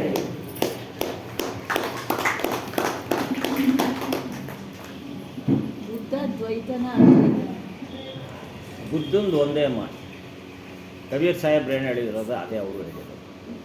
ಅವರು ಜಾತಿ ಪಾತಿ ನೋಡಲ್ಲ, ಅವರಲ್ಲೂ ಯಾರೂ ಇಲ್ಲ. ಬ್ರಾಹ್ಮಣರು ಅತಿಯಾಗಿ ಬ್ರಾಹ್ಮಣರು ಆ ಕಾಲದಲ್ಲಿ ತೊಂದರೆಗೊಳಗಾದರು.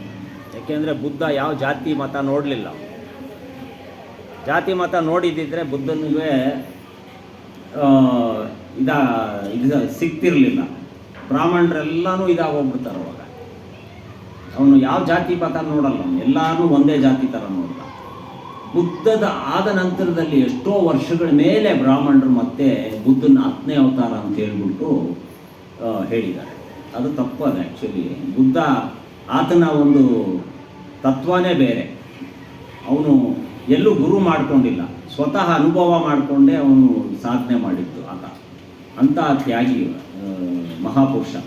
ಅವನು ಯಾವುದೇ ಇದರಲ್ಲೂ ಕೂಡ ಎಲ್ಲೂ ಸ್ವರ್ಗನೂ ತೋರಿಸಿಲ್ಲ, ನರಕನೂ ತೋರಿಸಿಲ್ಲ, ಮತ್ತು ಯಾವುದೇ ದೇವತೆಗಳ ಬಗ್ಗೆನೂ ಅವನು ಮಾತಾಡಲಿಲ್ಲ. ಅದರಿಂದ ಬುದ್ಧಂದೇ ಒಂದು ಸಪ್ರೇಟ್ ಇದು ವಿಚಾರಧಾರೆ.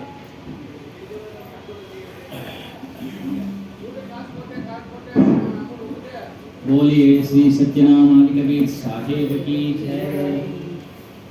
ಇದುವರೆಗೂ ಮಾನ್ ಜಗನ್ನಾಥ್ ಸಾಹೇಬರು ಅತ್ಯುತ್ತಮವಾದ ವಿಚಾರಗಳನ್ನು ನಮಗೆ ತಿಳಿಸ್ಕೊಟ್ಟಿದ್ದಾರೆ. ಅದನ್ನೇ ಮುಂದುವರೆದು ನಾವಿವತ್ತು ಶಿವರಾತ್ರಿ ಅಂತ, ಶಿವ ಅಂದರೆ ಚೈತನ್ಯ, ಆತ್ಮ. ಕಬೀರ್ ಸಾಹೇಬರು ಈಶ್ವರ, ಆತ್ಮನಿಗೆ ಈಶ್ವರ ಅಂದರು, ರಾಮ ಅಂದರು, ಕೃಷ್ಣ ಅಂದರು, ಶಿವ ಅಂದರು. ರಾತ್ರಿ ಅಂದರೆ ಕತ್ತಲು,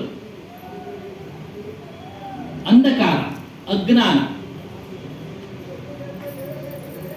ಈ ಶಿವನನ್ನ ಕುರಿತು ನೀವು ಭಜಿಸಿದರೆ ಭಕ್ತಿಯಿಂದ ನಿಮ್ಮಲ್ಲಿರ್ತಕ್ಕಂಥ ಅಜ್ಞಾನ ಕಳೆಯುತ್ತೆ, ಅಂಧಕಾರ ಕಳೆಯುತ್ತೆ. ನಾವು ಅಂಧಕಾರದಲ್ಲಿದ್ದೀವಿ. ಹುಟ್ಟೋದು ಸಾಯೋದೇ ಅಂಧಕಾರ, ಕತ್ತಲು. ಹುಟ್ತಾ ಇದ್ದೀವಿ, ಸಾಯ್ತಾ ಇದ್ದೀವಿ. ಹುಟ್ಟಿದ ಮೇಲೆ ಯಾರು ಸುಖವಾಗಿದ್ದಾರೆ? ಯಾರೂ ಸುಖವಾಗಿಲ್ಲ. ಎಲ್ಲರೂ ದುಃಖದಲ್ಲಿದ್ದಾರೆ, ಎಲ್ಲರೂ ಏನೋ ಒಂದು ದುಃಖದಲ್ಲಿ. ಹಾಗಾಗಿ ನಿಮ್ಮ ಸ್ವರೂಪವೇ ಶಿವಸ್ವರೂಪ, ಅದನ್ನು ತಿಳಿಯಿರಿ. ಎಷ್ಟೇ ಶ್ರೀಮಂತನಾಗಿದ್ರು ಯಾರು ಆತ್ಮಜ್ಞಾನವನ್ನು ತಿಳಿದಿಲ್ವೋ, ತನ್ನ ಸ್ವರೂಪವನ್ನು ತಿಳಿದಿಲ್ವೋ, ಆತನು ಬಡವ. ಹಾಗಾಗಿ ಆ ಒಂದು ಸ್ವರೂಪವನ್ನು ತಿಳಿಯಕ್ಕೆ ಭಕ್ತಿ ಮಾಡಬೇಕು. ಭಕ್ತಿ ವಿಚಾರ ಹೇಳೋದು. ಭಕ್ತಿ ಅಂದರೆ ಭಜಿಸು, ಆರಾಧಿಸು. ಮತ್ತು ಕಾಯ ವಾಚ ಮನಸ್ಸ ಸಂಪೂರ್ಣವಾಗಿ ನಾವು ಆತ್ಮಜ್ಞಾನದಲ್ಲಿ ತೊಡಗೊಳ್ಳಬೇಕು. ಹಂಗಂದ್ರೆ ಕೆಲಸ ಕಾರ್ಯಗಳನ್ನ ಬಿಟ್ಟು ಅಂತ ಹೇಳ್ತಾ ಇಲ್ಲ. ಕೆಲಸ ಕಾರ್ಯಗಳನ್ನ ಮಾಡ್ತಾ ಇರೋದ್ರ ಜೊತೆಗೆ ತನ್ನ ಕುಟುಂಬವನ್ನು ಪೋಷಣೆ ಮಾಡ್ತಾ ಇರೋ ಜೊತೆಗೆ ಇದನ್ನು ಸಹ ಮಾಡಿ. ನಿಜವಾದ ಅಜ್ಞಾನ ಅಂದ್ರೆ ಹುಟ್ಟು ಸಾವು ಬಂಧನ ಬಿಡುಗಡೆ ಆಗುತ್ತೆ. ಮತ್ತೆ ಹೇಗಿದ್ದಾನೆ ಆ ಆತ್ಮನು? ಅವನಿಗೆ ಯಾವುದೇ ಕಾಲ ಇಲ್ಲ, 3 ಕಾಲಗಳಲ್ಲಿದ್ದಾನೆ, 3 ಅವಸ್ಥೆಗಳಲ್ಲಿ. ನಮಗೆ ಅದು ಅರ್ಥ ಆಗ್ತಾ ಇದೆ, ಕೇಳ್ತಾ ಇದ್ದೀವಿ. ರೂಪವಿಲ್ಲ, ಆಕಾರವಿಲ್ಲ, ಅನಂತ. ಅನಂತ ಅಂದ್ರೆ ಮೀರಿದ್ದು, ಎಲ್ಲ ಕಾಲಗಳಿಗೆ ಮೀರಿದ್ದವನು. ಇಷ್ಟು ಯುಗಗಳಿಂದ ನಾವು ಸಾಯ್ತಾ ಇದ್ದೀವಿ, ಹುಡ್ತಾ ಇದ್ದೀವಿ, ದೇಹ ಮಾಡ್ತಾ ಇದ್ದೀವಿ. ಆದರೆ ಆತ್ಮ ಬದಲಾವಣೆ ಆಗಿಲ್ಲ. ಅರಿವು ಅನ್ನೋದು ಇದು ಬದಲಾವಣೆ ಆಗಿಲ್ಲ. ಬಣ್ಣನೂ ಇಲ್ಲ, ಇಲ್ಲ. ಆತನನ್ನ ಯಾವ ರೀತಿ ನಾವು ಸ್ವಯಂ ಅನುಭವ ಪಡಿಬೇಕು ಅಂತಂದ್ರೆ ಚಿಂತನ ಮಂಥನ ಧ್ಯಾನಗಳಿಂದ.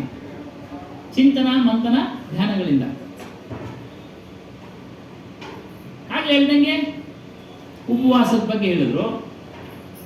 ನಾವು ವರ್ಷಕ್ಕೊಮ್ಮೆ ಮಾಡಿಬಿಟ್ಟು ಸುಮ್ಮನಾಗಿ ಬಿಡ್ತೀವಿ ಪೂಜೆ ಪುನಸ್ಕಾರ. ಏನೋ ಅದು ಯಾರಿಗೆ ಅಂತ ಹೇಳಿದ್ರೆ ಶ್ರೀ ಸಾಮಾನ್ಯನಿಗೆ. ನೋಡಿ, ಈ ಒಂದು ಆತ್ಮನ ಪರಿಚಯ ಮಾಡ್ಕೊಳ್ಳೋದು, ಸ್ವಯಂ ಅನುಭವ ಮಾಡ್ಕೊಳ್ಳೋದು ಗುರುಗಳ ಮೂಲಕ ತಿಳಿಬೇಕು. ಅದು ಶ್ರೀ ಸಾಮಾನ್ಯನಿಗೆ ಅಸಾಧ್ಯ. ಯಾಕೆಂದ್ರೆ ಅದಕ್ಕೆ ಸಂಸ್ಕಾರ ಬೇಕು. ಅದ್ರ ಬಗ್ಗೆ ನಾವು ಹೇಳ್ತಾ ಇರ್ತೀವಿ. ಹಾಗಾಗಿ ಏನ್ ಮಾಡಿದ್ರು ಹಿರಿಯರು, ವಿಷ್ಣು, ಶಿವ, ಸೂರ್ಯ ಇವುಗಳನ್ನೆಲ್ಲ ತಿಳಿಸಿಕೊಟ್ರು. ಇವರು ದೇವರನ್ನ ಅಂತೇಳಿ ಆರಾಧಿಸಿ. ಇಷ್ಟ ದೈವ ಅದೇ ಆವಲ್ಲಿ ಹೇಳಿದ್ವಲ್ಲ, ತಿರುಪತಿ ವೆಂಕಟೇಶ್ವರ ಸ್ವಾಮಿ ಕೆಲವರು ಇಷ್ಟ ದೈವ, ಈಶ್ವರ ಕೆಲವರು ಇಷ್ಟ ದೈವ, ದೇವರಿಗೆಲ್ಲ ಶ್ರೀ ಸಾಮಾನ್ಯವನ್ನು ಭಕ್ತಿ ಮಾಡಲಿ ಅಂತ. ಆ ಭಕ್ತಿಯಿಂದ ಬಿಡುಗಡೆ ಇಲ್ಲ, ಸಾಧ್ಯ ಇಲ್ಲ. ಹುಟ್ಟೋದು ಸಾಯೋದೆ. ಅದರಿಂದ ಎಲ್ಲ ಶಾಸ್ತ್ರಗಳು, ವೇದಗಳು ಎಲ್ಲ ಹೇಳ್ಬಿಟ್ಟಿದ್ದಾವೆ. ಅವುಗಳಿಂದ ಬಿಡುಗಡೆ ಇಲ್ಲ. ಕಳೆದ ವಾರ 1 ವಾರ ನಡೀತು ಅಲ್ಲಿ ಕಬೀರ್ನಾಥ್ ಸ್ವಾಮೀಜಿ. ಅವು ವಿಚಾರಗಳು ಆತ್ಮಜ್ಞಾನ ವಿಚಾರ ಎಲ್ಲ ಅವರು ಸಹ ಹೇಳಿದರು. ನೀವು ಮಾಡುವುದಾದರೆ ಆತ್ಮನನ್ನು ಕುರಿತು ಚಿಂತನೆ ಮಾಡಿ, ಧ್ಯಾನ ಮಾಡಿ, ಮನನ ಮಾಡಿ ಆತನಿಗೆ ನಿರ್ಗುಣ ಪರಬ್ರಹ್ಮ ಅಂತ ಹೇಳ್ತಾರೆ. ಸುಗುಣ ಬ್ರಹ್ಮ, ನಿರ್ಗುಣ ಬ್ರಹ್ಮ, ಇವುಗಳ ಇನ್ನೊಂದಿನ ವಿಚಾರ ಮಾಡೋಣ, ಆರಾಧನೆ ದಿವಸ.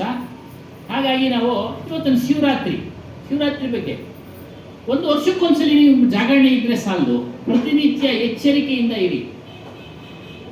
ನಿಮ್ಮ ಮನಸ್ಸನ್ನ, ನಿಮ್ಮ ಜ್ಞಾನೇಂದ್ರಿಯಗಳನ್ನ ಜಾಗರೂಕತೆಯಿಂದ ಇಟ್ಕೊಳ್ಳಿ, ಒಳ್ಳೆ ಮಾರ್ಗದಲ್ಲಿ ತೆಗೆದುಕೊಂಡು ಹೋಗಿ.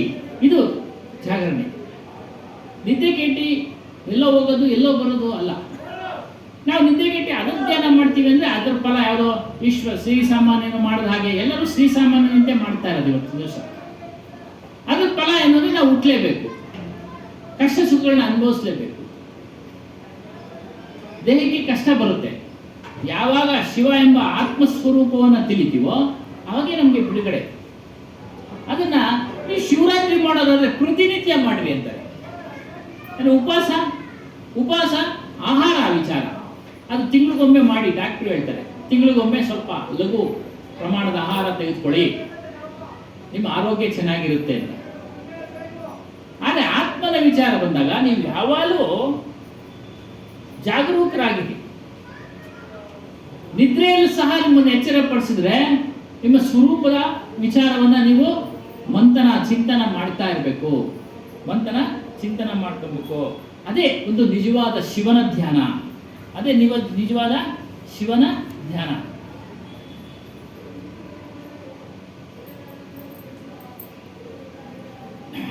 ಮತ್ತೆ 5 ವಿಧವಾದ ಶಿವಪೂಜೆ ಹೇಳ್ತಾರೆ. ಶಿವನ ತತ್ವ ಅಂದ್ರೆ ಆತ್ಮತತ್ವವನ್ನ ಅರಿಯೋದು. ಆಗ್ಲೇ ಹೇಳಿದೆ, ನಿರಾಕಾರ, ನಿರ್ಗುಣ, ಅವನಿಗೆ ಯಾವುದೇ ಲಿಂಗ ಇಲ್ಲ. ನಮ್ಮ ಅರಿವಿಗೆ ಯಾವುದಾದ್ರು ಲಿಂಗ ಇದೆಯಾ? ಇಲ್ಲ. ಆ ಲಿಂಗಕ್ಕೆ ಪುರುಷ ಅಂತ ಹೇಳ್ತಾರೆ, ಸ್ತ್ರೀ ಅಂತ ಹೇಳ್ತಾರೆ, ಇಲ್ಲ. ಎಲ್ಲ ಅರಿವ ಸ್ವರೂಪನೇ, ಎಲ್ಲರಲ್ಲೂ ಇದೆ. ಹಾಗಾಗಿ ಅವನನ್ನ ನೀವು ಏಕಾಗ್ರ ಚಿತ್ತದಿಂದ ಧ್ಯಾನ ಮಾಡಿ. ಬೇರೆಯವರು ಸಹ ನಮಗೆ ಶಿವಸ್ವರೂಪರು ನೋಡಿ. ಅದನ್ನೇ ಕಬೀರ್ ಸಾಹೇಬ್ ಹೇಳಿ, ನೀವೆಲ್ಲ ಪರಮಾತ್ಮ ಸ್ವರೂಪಿಗಳು, ನೀವು ದೈವ ಸ್ವರೂಪಿಗಳು, ಎಲ್ಲರೂ ಸಹ ಜೀವಿಗಳು ಮೊದಲುಗೊಂಡು. ಹಾಗಾಗಿ ಕರುಣೆ ಇರಲಿ, ಪ್ರೇಮ ಇರಲಿ. ಇವುಗಳೆಲ್ಲ ಇದು ನಮಗೆ ಅನುಭವ ಆಗಬೇಕಾದ್ರೆ ಹಲವಾರು ದೋಷಗಳು ನಮ್ಮಲ್ಲಿ ಇದ್ದಾವೆ ಮನುಷ್ಯರಲ್ಲಿ. ಕಾಮ, ಕ್ರೋಧ, ಲೋಭ, ಮೋಹ, ಮದ, ಮತ್ಸರ. ಈ ದುರ್ಗುಣಗಳನ್ನು ದೂರ ಮಾಡ್ಕೊಳ್ಬೇಕು,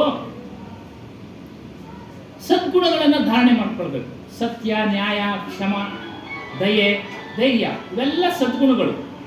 ಇವುಗಳನ್ನ ನಾವು ಧಾರಣೆ ಮಾಡಿಕೊಂಡು ನಮ್ಮ ಜೀವನದಲ್ಲಿ ನಡೆದರೆ ಮಾತ್ರ ನಮಗೆ ಆ ನಿಜವಾದ ಶಿವನ ಅನುಭವ ಆಗುತ್ತೆ.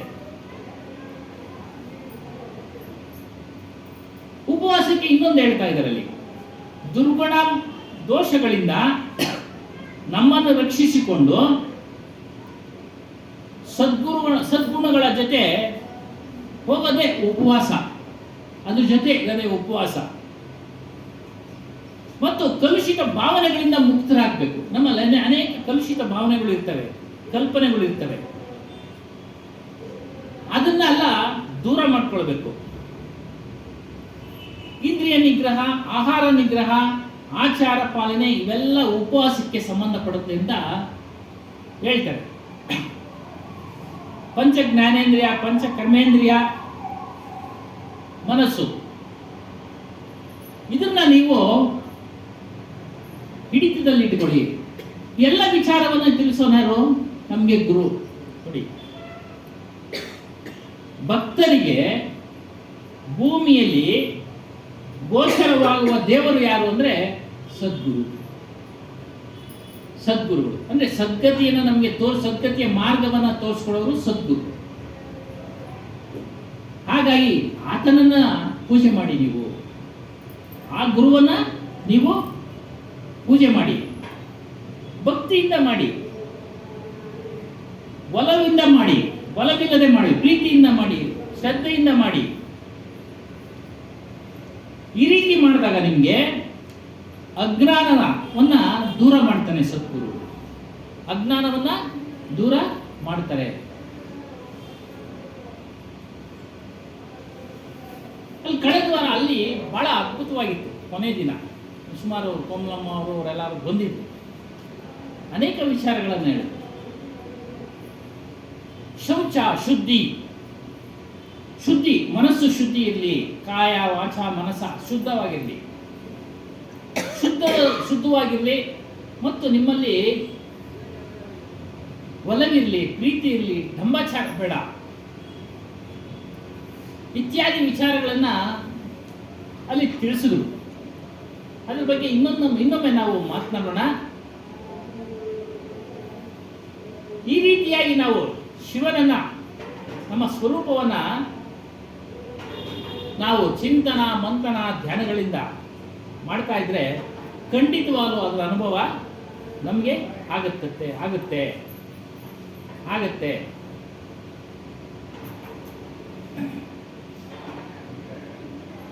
ತನ್ನ ನಡೆನುಡಿಯಲ್ಲಿ ಪರಿಶುದ್ಧನಾಗಿರಿ, ಶುದ್ಧವಾಗಿರಿ. ಆಧ್ಯಾತ್ಮಿಕ ದಾರಿಯಲ್ಲಿ ದೃಢವಾದ ಹೆಜ್ಜೆಗಳನ್ನಿಟ್ಟು ಮುಂದೆ ಸಾಗಿ. ಯಾಕೆ ಇಲ್ಲಿ ದೃಢವಾದ ಹೆಜ್ಜೆಗಳನ್ನಿಟ್ಟು ಮುಂದೆ ಸಾಗಿ ಅಂತಂದ್ರೆ, ಇವತ್ತು ಶಿವರಾತ್ರಿ, ಕಳೆದ ವಾರ ನಾನು ಹೇಳ್ತಾ ಇದ್ದೆ ಬೇಡ ರಜಾ ಕೊಡೋಣ ಅಂತ. ಕಮಲಮ್ಮನವ್ರು ಹೇಳಿದ್ರು ಬನ್ನಿ ನಾವೆಲ್ಲ ಬರ್ತೀವಿ ನೋಡಿ, ಅದು ದೃಢವಾದ ಹೆಜ್ಜೆ. ಹಬ್ಬ ಅಂತೇಳಿ ನಾವು ಆಲಸ್ಯಕ್ಕೆ ಒಳಪಟ್ಟಿದ್ರೆ ವಿಚಾರಗಳು, ಗುರುಗಳು ದರ್ಶನ ಆಗ್ತಾರೆ, ಸತ್ಸಂಗನೂ ಸಿಗ್ತಾ ಇಲ್ಲ. ತೀರಾ ಅನಿವಾರ್ಯ ಆದರೆ ಏನು ಮಾಡ್ಲಿಕ್ಕಾಗಲ್ಲ, ಬರ್ಲಿಕ್ಕಾಗಲ್ಲ, ಏನು ಮಾಡೋಕ್ಕಾಗೋದಿಲ್ಲ. ಈಗ ಹೇಳಿದಂಗೆ ನಮಗೆ ನಿಜವಾಗಿ ಕಾಣತಕ್ಕಂಥ ದೇವರು ಯಾರು ಅಂದರೆ ಗುರುಗಳು, ತಂದೆ ತಾಯಿಗಳು. ಅಲ್ಲೇ ವಿಚಾರ ಹೇಳಿದರು. ತಂದೆ ತಾಯಿಗಳ ಸೇವೆ ಮಾಡಿ, ಅತ್ತೆ ಮಾವಂದಿರ ಸೇವೆ ಮಾಡಿ, ಅವರೆಲ್ಲ ದೈವ ಸ್ವರೂಪಿಗಳು. ಯಾವುದೇ ಒಂದು ಜೀವಿಗೂ ಸಹ ನೋವನ್ನು ಉಂಟು ಮಾಡಬೇಡಿ ಅನ್ನೋ ಒಂದು ವಿಚಾರ ಹೇಳಿದರು ಗುರುಗಳು. ಅವರು ಅಷ್ಟೇ, ಎಲ್ಲೂ ಸಹ ನೀವು ಆ ಪೂಜೆ ಮಾಡಿ ಈ ಪೂಜೆ ಮಾಡಿ ಅಂತ ಹೇಳಲೇ ಇಲ್ಲ. ಅವರು ಬರೀ ಆತ್ಮ ವಿಚಾರನೇ ಹೇಳಿದ್ರು. ಅಷ್ಟು ದಿನವೂ ಆತ್ಮ ವಿಚಾರ. ಮತ್ತೆ ಇದೆಲ್ಲ ಮಾಡೋರು ಯಾರು ಅಂತ ಅಂದ್ರೆ ಶ್ರೀಸಾಮಾನ್ಯರು. ಅವರಲ್ಲಿ ಏನಾಗಿರುತ್ತೆ ಅಂದ್ರೆ ತಿಳಿದಿರೋದಿಲ್ಲ ಸ್ವರೂಪವನ್ನ. ದೇಹ ನಾನು ಅಂತೇಳಿ ತಿಳಿದು ಮಾಡ್ತಾ ಇದ್ದಾರೆ. ದೇಹವೇ ನಾನು ಅಂತೇಳಿ ತಿಳಿದು ಮಾಡ್ತಾ ಇದ್ದಾರೆ. ಅವ್ರಿಗೆ ಗೊತ್ತಿಲ್ಲ ಆ ವಿಚಾರ, ಏನೋ ದೇಹ ನಾನಲ್ಲ ಅನ್ನೋದು ವಿಚಾರ ಗೊತ್ತಿಲ್ಲ. ನಾನು ಆತ್ಮ ಸ್ವರೂಪನೋ, ಅರಿವು ಸ್ವರೂಪನೋ, ಪರಮಾತ್ಮ ಸ್ವರೂಪನೋ ಅನ್ನೋದು ವಿಚಾರ ಗೊತ್ತಿಲ್ಲದೆ ಅವರು ಮಾಡ್ತಾ ಇದ್ದಾರೆ. ಅದನ್ನೇ ಎಲ್ಲ ತುಂಬ್ಕೊಂಡು ಬಂದ್ಬಿಟ್ಟಿದ್ದಾರೆ ಹಿಂದಿನಿಂದ. ಆಗ್ಲೇ ಹೇಳಿದ್ರಲ್ಲ, ಕೆಲವೊಂದು ಪಂಗಡ ಅವರ ಸ್ವಾರ್ಥಕ್ಕೋಸ್ಕರ ಅದನ್ನೇ ತುಂಬ್ಕೊಂಡು ಬಂದ್ಬಿಟ್ಟು ಮತ್ತು ಅದನ್ನೇ ಅದ್ಭುತವಾಗಿ ಬೆಳೆಸಿದ್ರು. ಶ್ರೀಸಾಮಾನ್ಯರಂತೆ ಇರಬೇಡಿ, ನೀವು ಅಸಾಮಾನ್ಯರಾಗಿ ನಿಮ್ಮನ್ನು ನೀವು ತಿಳಿಯಿರಿ ಅನ್ನೋ ಒಂದು ವಿಚಾರ. ಅದರಿಂದ ಅದನ್ನೆಲ್ಲ ತಿಳಿಯೋಕ್ಕೆ ನಾವು ಶಮದಮಾದಿ ಷಟ್ ಸಂಪತ್ತುಗಳನ್ನು ಅನುಸರಣೆ ಮಾಡಬೇಕು. ಶಮ ಅಂದರೆ ಇಂದ್ರಿಯ ನಿಗ್ರಹ, ಧಮ ಅಂದರೆ ಇಂದ್ರಿಯ ಮನಸ್ಸು ನಿಗ್ರಹ. ಇವುಗಳೆಲ್ಲ ನಾವು ನಿಗ್ರಹ ಮಾಡಿದ್ರೆ ಮಾತ್ರ ನಮ್ಮ ಸ್ವರೂಪ ಆ ಪರಮಾತ್ಮ ಅಂತ ಹೇಳ್ತಾರೋ ಅದರ ಅನುಭವ ಆಗುವುದು. ಅದಕ್ಕೆ ಸತ್ಯಪುರುಷ ಇದನ್ನ ಕುರಿತು ನೀವು ವಿಚಾರ ಮಾಡಬೇಕು. ಆಗ ಮಾತ್ರ ನಿಮಗೆ ಕತ್ತಲಿಂದ, ಅಂಧಕಾರದಿಂದ ಬಿಡುಗಡೆ ಆಗುತ್ತೆ ಅನ್ನೋ ಒಂದು ವಿಚಾರ. ಮತ್ತು ಇಲ್ಲಿ ಆತ್ಮನಿಗೆ ಹೇಳ್ತಾರೆ, ಇಲ್ಲಿ ಬ್ರಹ್ಮಚಾರಿನೂ ಅಲ್ಲ, ಗೃಹಸ್ಥನೂ ಅಲ್ಲ. ನಾವು ದೇಹದ ಮೂಲಕ ವ್ರತವನ್ನ ಪಾಲನೆ ಮಾಡ್ತಾ ಇದ್ದೀವಿ, ಗೃಹಸ್ಥ ಧರ್ಮವನ್ನ ಪಾಲನೆ ಮಾಡ್ತಾ ಇದ್ದೀವಿ. ಆದರೆ ಆತ್ಮನು ಬ್ರಹ್ಮಚಾರಿಯೂ ಅಲ್ಲ, ಗೃಹಸ್ಥನೂ ಅಲ್ಲ. ಹಾಗಾಗಿ ಯಾರು ಅವಸ್ಥಾತ್ರಯ ರಹಿತನಾಗಿರುವನು, ಎಲ್ಲ ಅವಸ್ಥೆಗಳಿಗೆ ರಹಿತನಾಗಿರುವನು. ಸ್ವಪ್ನಾವಸ್ಥೆ, ಜಾಗೃತಾವಸ್ಥೆ, ಸುಷುಪ್ತಾವಸ್ಥೆ, ಅದಕ್ಕಿಂತ ರಹಿತ ಅಂದರೆ ಬೇರೆ ಆಗಿರೋನು, ಮಂಗಳಕರವಾದನು. ನೋಡಿ, ಅವನನ್ನು ನಾವು ಯಾವಾಗ ಧ್ಯಾನ ಮಾಡ್ತಾ ಅವನಲ್ಲಿ ನಾವು ಲೀನ ಆಗ್ತೀವೋ ನಮಗೆ ಮಂಗಳ ಅಂದರೆ ಒಳ್ಳೆಯದಾಗುತ್ತೆ, ಅಂದರೆ ಹುಟ್ಟು ಸಾವಳ ಬಂಧನದಿಂದ ಬಿಡುಗಡೆಯಾಗುತ್ತೆ. ಈ ರೀತಿಯಾಗಿ ಆತನನ್ನು ನೀವು ಪೂಜೆ ಮಾಡಬೇಕು. ಮೋಕ್ಷ ಸ್ವರೂಪನವನು. ಮೋಕ್ಷ ಅಂದರೆ ಯಾವುದೋ ಲೋಕ ಅಲ್ಲ, ಅದನ್ನು ಹೇಳಿದ್ರು. ಮೋಕ್ಷ ಅಂದರೆ ಯಾವುದೋ ಲೋಕ ಅಲ್ಲ, ಆ ಸ್ವರೂಪವನ್ನು ತಿಳಿದು ಅದರಲ್ಲಿ ನಿಲ್ಲದೆ ಮೋಕ್ಷ. ಯಾವುದೋ ಕೈಲಾಸ ಅಲ್ಲ, ವೈಕುಂಠ ಅಲ್ಲ. ಹೀಗಾಗಿ ಇದನ್ನು ತಿಳಿದೇ ಇದ್ದರು ದೊಡ್ಡ ದೊಡ್ಡ ಗುರುಗಳು ಈಗ ಹೇಳ್ದಂಗೆ ಶ್ರೀಸಾಮಾನ್ಯರಿಗೆ ಒಂದು ಭಕ್ತಿ ಮಾಡಲಿ ಅಂತೇಳಿ ಒಂದು ಆಕಾರ, ಈಶ್ವರನೋ ವಿಷ್ಣುನೋ ಯಾವುದೋ ಒಂದು ತೋರಿಸ್ಬಿಟ್ಟಿರ್ತಾರೆ. ಆದರೆ ಅವರು ಎಲ್ಲವನ್ನ ಮೀರಿದಂತಾಗಿ ತಮ್ಮ ಆಂತರಿಕವಾಗಿ ಆತ್ಮನನ್ನೇ ಕುರಿತು ಧ್ಯಾನ ಮಾಡ್ತಾ ಇರ್ತಾರೆ, ಆತ್ಮನಲ್ಲೇ ನೀಲವಾಗಿರ್ತಾರೆ. ನೀವು ನಮ್ಮಂತೆ ಆಗಿರಿ, ಅದಕ್ಕೋ ಗುರುಕೋ ಕೀಜೆ ಬಂದಗಿ ಕೋಟಿ ಕೋಟಿ ಪ್ರಣಾಮ್ ಕೀಟನ ಜಾನೆ ಪುಂಗುಕೋ ಗುರುಕರ್ಲೆ ಸಮ. ಆ ಗುರುವನ್ನು ಆಶ್ರಯಿಸಿದಾಗ ಸಂಪೂರ್ಣ ಸಮರ್ಪಣೆ ಅಂತ ಹೇಳಿದ್ರಲ್ಲ, ಸಮರ್ಪಣೆ ಮಾಡ್ಕೊಳ್ಬೇಕು. ತನುಮನ ಧನದಿಂದ ಸಮರ್ಪಣೆ ಮಾಡಿಕೊಂಡಾಗ ವಿಶೇಷವಾದ ಕೃಪೆ ತೋರಿಸಿ ಆತನು ನಮಗೆ ಎಲ್ಲ ರಹಸ್ಯಗಳನ್ನು ತಿಳಿಸ್ತಾನೆ. ಹಂಗಾದ್ರೆ ಏನು ಬೇರೆಯವ್ರಿಗೆ ಕೃಪೆ ತೋರಿಸಲ್ವಾ? ತೋರಿಸ್ತಾರೆ. ಅವ್ರಿಗೂ ಅವ್ರ ಸಮೀಪ ಹೋಗಬೇಕು, ಶ್ರದ್ಧೆಯಿಂದ ಪ್ರೀತಿಯಿಂದ ಅವರ ಸೇವೆ ಮಾಡಬೇಕು. ಆಗ ಅವರಿಗೆ ಈತನಲ್ಲಿ ಶ್ರದ್ಧೆ ಇದೆ ಅಂತ ತಿಳಿದು ವಿಶೇಷವಾದ ರಹಸ್ಯವಾದ ಪದಗಳನ್ನು ತಿಳಿಸ್ತಾರೆ. ನಾವು ಎಲ್ಲ ವಿಚಾರಗಳನ್ನು ಸಾರ್ವಜನಿಕರು ಸೇರಿರುವಾಗ ಹೇಳಲಿಕ್ಕೆ ಆಗೋದಿಲ್ಲ. ಹಾಗಾಗಿ ಮೊದಲೆಲ್ಲ ಅಪ್ಪ ಅವರೆಲ್ಲ ಪ್ರತ್ಯೇಕ ಒಂದು ವಿಚಾರವನ್ನು ಇಟ್ಕೊಳೋರು. ಪ್ರತ್ಯೇಕ ಅಂದರೆ ಅವ್ರು ಬಂದಾಗ ಅವ್ರು ಅನುಕೂಲ ಮಾಡ್ಕೊಂಡು ಯಾವಾಗ ಬರ್ತಾರೋ ಆಗ ಅವ್ರಿಗೆ ಪ್ರತ್ಯೇಕವಾಗಿ ಆತ್ಮ ವಿಚಾರವನ್ನು ತಿಳಿಸೋರು. ಸಭೆಯಲ್ಲೆಲ್ಲ ತಿಳಿಸೋಕ್ಕೆ ಅದು ಕೆಲವರಿಗೆ ಅನುಭವಕ್ಕೆ ಬರೋದಿಲ್ಲ, ಕೆಲವರಿಗೆ ಅರ್ಥ ಆಗೋದಿಲ್ಲ ವಿಚಾರ ಪದಗಳು. ಹಾಗಾಗಿ ಅವುಗಳನ್ನೆಲ್ಲ ಪ್ರತ್ಯೇಕವಾದ ಒಂದು ಚಿಂತನೆ, ಪ್ರತ್ಯೇಕವಾದ ಸತ್ಸಂಗದಲ್ಲಿ ತಿಳಿಸಿದರು. ಹಾಗಾಗಿ ಇದು ನಿಜವಾದ ಶಿವರಾತ್ರಿಯ ಉದಾಹರಣೆ. ನಮ್ಮ ಸ್ವರೂಪವನ್ನು ತಿಳಿಯೋದು, ಯಾವಾಗಲೂ ನಮ್ಮ ಸ್ವರೂಪದ ಚಿಂತನೆ, ಮನನ, ಧ್ಯಾನ ಇವುಗಳನ್ನು ಮಾಡ್ತಾರೆ. ಒಟ್ಟಾರೆ ಜಾಗರಣೆ ಅಂದರೆ ಎಚ್ಚರಿಕೆಯಿಂದ ಇರೋದು, ಮನಸ್ಸಿನ ಕೈಗೆ ಸಿಗದೆ, ಇಂದ್ರಿಯಗಳ ಕೈಗೆ ಸಿಗದೆ ಎಚ್ಚರಿಕೆಯಿಂದ ಇರೋದು. ಕೆಲವು ಕರ್ಮೇಂದ್ರಿಯ ಕೈಗೂ ಸಿಗಬಾರ್ದು. ನಾವು ಕರ್ಮೇಂದ್ರಿಯಗಳಂದರೆ ಕೈ, ಕಾಲು, ಉಪಸ್ಥ, ಗುದ, ಬಾಯಿ ಇವೆಲ್ಲ. ಅಲ್ಲಿ ಹೇಳಿದ್ರೆ ಬಾಯಿ ಹೇಗಂದ್ರೆ ಮಾತಾಡ್ಬಿಡುತ್ತೆ. ಎಚ್ಚರಿಕೆಯಿಂದ ಇರಬೇಕು, ಯೋಚನೆ ಮಾಡಬೇಕು. ನಾವು ಏನು ಮಾತಾಡಬೇಕಾದ್ರೂ ಯೋಚನೆ ಮಾಡಿ ಮಾತಾಡಬೇಕು. ಯಾರಾದರೂ ಹೇಳಿದ್ರೆ ಯೋಚನೆ ಮಾಡಬೇಕು. ನಾವು ಯೋಚನೆ ಮಾಡಿ ನಾವು ನಿರ್ಧಾರ ತೆಗೆದುಕೊಳ್ಬೇಕು. ಹಾಗಾಗಿ ಕರ್ಮೇಂದ್ರಿಯಗಳು ಅಷ್ಟೇ, ಕಾಲು ಎಲ್ಲಂದ್ರಲ್ಲಿ ಹೇಳ್ಕೊಂಡು ಹೋಗುತ್ತೆ. ಅದನ್ನು ನಾವು ಕಟ್ಟಿ ಹಾಕ್ಕೊಳ್ಬೇಕು ಮನಸ್ಸಿನ ಮೂಲಕ. ಹೋಗಬಾರ್ದು ಅಲ್ಲಿಗೆ ಅಂತ. ಹೋಗೋದಾದರೆ ಸತ್ಸಂಗಕ್ಕೆ ಹೋಗಿ, ಎಲ್ಲೇ ಆಗಲಿ ಸತ್ಸಂಗ ಚೆನ್ನಾಗಿ ಹೇಳ್ತಾ ಇರ್ತಾರೆ, ಸಾರಶಬ್ದಗಳನ್ನು ತೆಗೆದುಕೊಳ್ಳಿ ಅಂತ. ಹಾಗಾಗಿ ಇಲ್ಲಿವರೆಗೂ ನಮಗೆ ಅತ್ಯುತ್ತಮವಾದ ವಿಚಾರವನ್ನು ತಿಳಿಸ್ಕೊಟ್ಟಿದ್ರು. ಒಂದು ನಾವು ಹೇಳ್ಬಿಟ್ಟಿದ್ದೆ, ಬೆಳಿಗ್ಗೆ ಹೋಗಿದ್ದೆ ಅವ್ರನ್ನ ದರ್ಶನ ಮಾಡೋದಕ್ಕೆ, ಆಮಂತ್ರಣ ಕೊಡೋದಕ್ಕೆ. ಇಬ್ಬರೇ ಬರ್ತಾರೆ ಸ್ವಾಮಿ ಇವತ್ತು ಹಬ್ಬ ಅಂತ ಅಂದೆ. ನೋಡಿ, ಸಾಕಷ್ಟು ಜನ ಬಂದಿರ, ತುಂಬ ಸಂತೋಷ ಆಯಿತು, ತುಂಬ ಸಂತೋಷ ಆಯಿತು. ಒಂದು 2-3 ಬರ್ಬೋದು ಸ್ವಾಮಿ ಹಬ್ಬ ಅಂತ ಅಂದೆ. ಹಾಗಾಗಿ ಬಂದಿದ್ದೀರಾ, ನಿಮಗೆ ಧನ್ಯವಾದಗಳನ್ನು ಅರ್ಪಿಸ್ತಾ ಇದರ ಸತ್ಸಂಗ ಕಾರ್ಯಕ್ರಮವನ್ನು ಮುಕ್ತಾಯ ಮಾಡೋಣ. ಬೋಲಿಯೇ ಶ್ರೀ ಸತ್ಯನಾಮಾದಿ ಕವಿ ಸಾಹೇಬ ಕಿ ಜೈ. ಒಂದೇ ದಿನಕ್ಕೆ ಎಲ್ಲ ವಿಚಾರಗಳು ಹೇಳಲಿಕ್ಕೂ ಆಗೋದಿಲ್ಲ, ಹೇಳಿದ್ರು ಅರ್ಥನೂ ಆಗೋದಿಲ್ಲ. ಕ್ರಮೇಣ ಸತ್ಸಂಗ ಮಾಡ್ತಾ ಮಾಡ್ತಾ ಪ್ರತಿಯೊಂದು ವಿಚಾರಗಳು, ಪದಗಳ ಅರ್ಥಗಳು ಎಲ್ಲವೂ ಗೊತ್ತಾಗುತ್ತೆ. ಜೈ ಜೈ ಸತ್ಯ ಕವಿ ಸತನಾಮ ಸತ ಸುಕೃತ ಸತರತ ಹತ ಕಾಮಿ ಸಾಹೇಬ್ ಸತರತ ಹತ ಕಾಮಿ ವಿಗತ ಕಲೇಶ ಸತನಾಮಿ ವಿಗತ ಕಲೇಶ ಸತನಾಮಿ ತ್ರಿಭುವನಪತಿ ಸ್ವಾಮಿ ಸಾಹೇಬ್ ಜೈ ಜೈ ಸತ್ಯ ಕಬೀರ್. ಜಯತು ಜಯತು ಕಬೀರಂ ನಾಶಕ ಭವಪೀರಂ ಸಾಹೇಬ್ ನಾಶಕ ಭವಪೀರಂ. ತಾರೋ ಮನುಜ ಶರೀರಂ ತಾರೋ ಮನುಜ ಶರೀರಂ ಶಿಶುವರ ಶರತೀರಂ ಸಾಹೇಬ್ ಜೈ ಜೈ ಸತ್ಯ ಕಬೀರ್. ಕಮಲ ಪತ್ರ ಪರ ಶೋಭಿತ ಶೋಭಾತಿತ ಕೈಸೆ ಸಾಹೇಬ್ ಶೋಭಾತಿತ ಕೈಸೆ.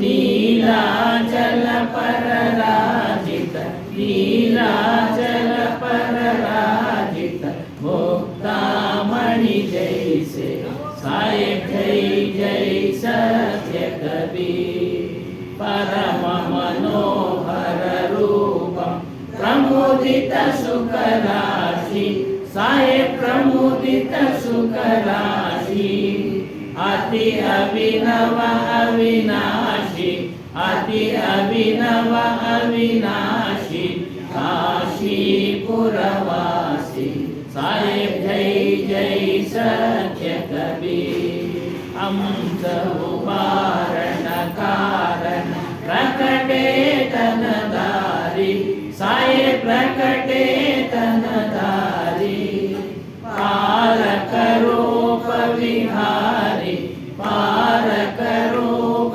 विहारी अविचल अविकारी साहेब जय जय सत्य कबीर साहेब कबीर की आरती अगणित अगहारी साहेब अगणित अगहारी धर्मदास बलिहारी धर्मदास बलिहारी बुध मंगलकारी साहेब जय जय सत्य कबीर साहेब कबीर की आरती जो कोई न रहा वही साहेब जो कोई न रहा वही भक्ति पदारथ पावे मुक्ति पदारथ पावे भव में नहीं आवे साहेब जय जय सत्य कबीर बोलिए श्री सत्यनारायण कबीर साहेब की जय सद्गुरु श्री हनुमान साहेब की जय गुरु माता जी की जय सर्व संत महंत की जय ಮುಂದಿನ ವಾರನೂ ಸಹ ಇರುತ್ತೆ ಅಪ್ ಟು 8ನೇ ತಾರೀಕುವರೆಗೂ ಇರುತ್ತೆ 8ನೇ ತಾರೀಕಲ್ಲಿ ಕಬೀರ್ ಆರಾಧನೆ ಇದೆ ಕಬೀರ್ ಆರಾಧನೆ ಹನುಮಾನ್ ಸಾಹೇಬರ ಆರಾಧನೆ ದಯಮಾಡಿ ನಿಮ್ಮ ಸ್ನೇಹಿತರಿಗೆ ಎಲ್ಲರಿಗೆ ಬಂಧುಗಳಿಗೆ ತಿಳಿಸಿ ಕರ್ಕೊಂಬನ್ನಿ ಮುಂದಿನ ವಾರ ನಿಮ್ಮನ್ನ ದರ್ಶನ ಮಾಡೋಣ ಭೇಟಿ ಮಾಡೋಣ ಬೋಲಿಯೇ ಶ್ರೀ ಸತ್ಯನಾರಾಯಣ ಕಬೀರ್ ಸಾಹೇಬ್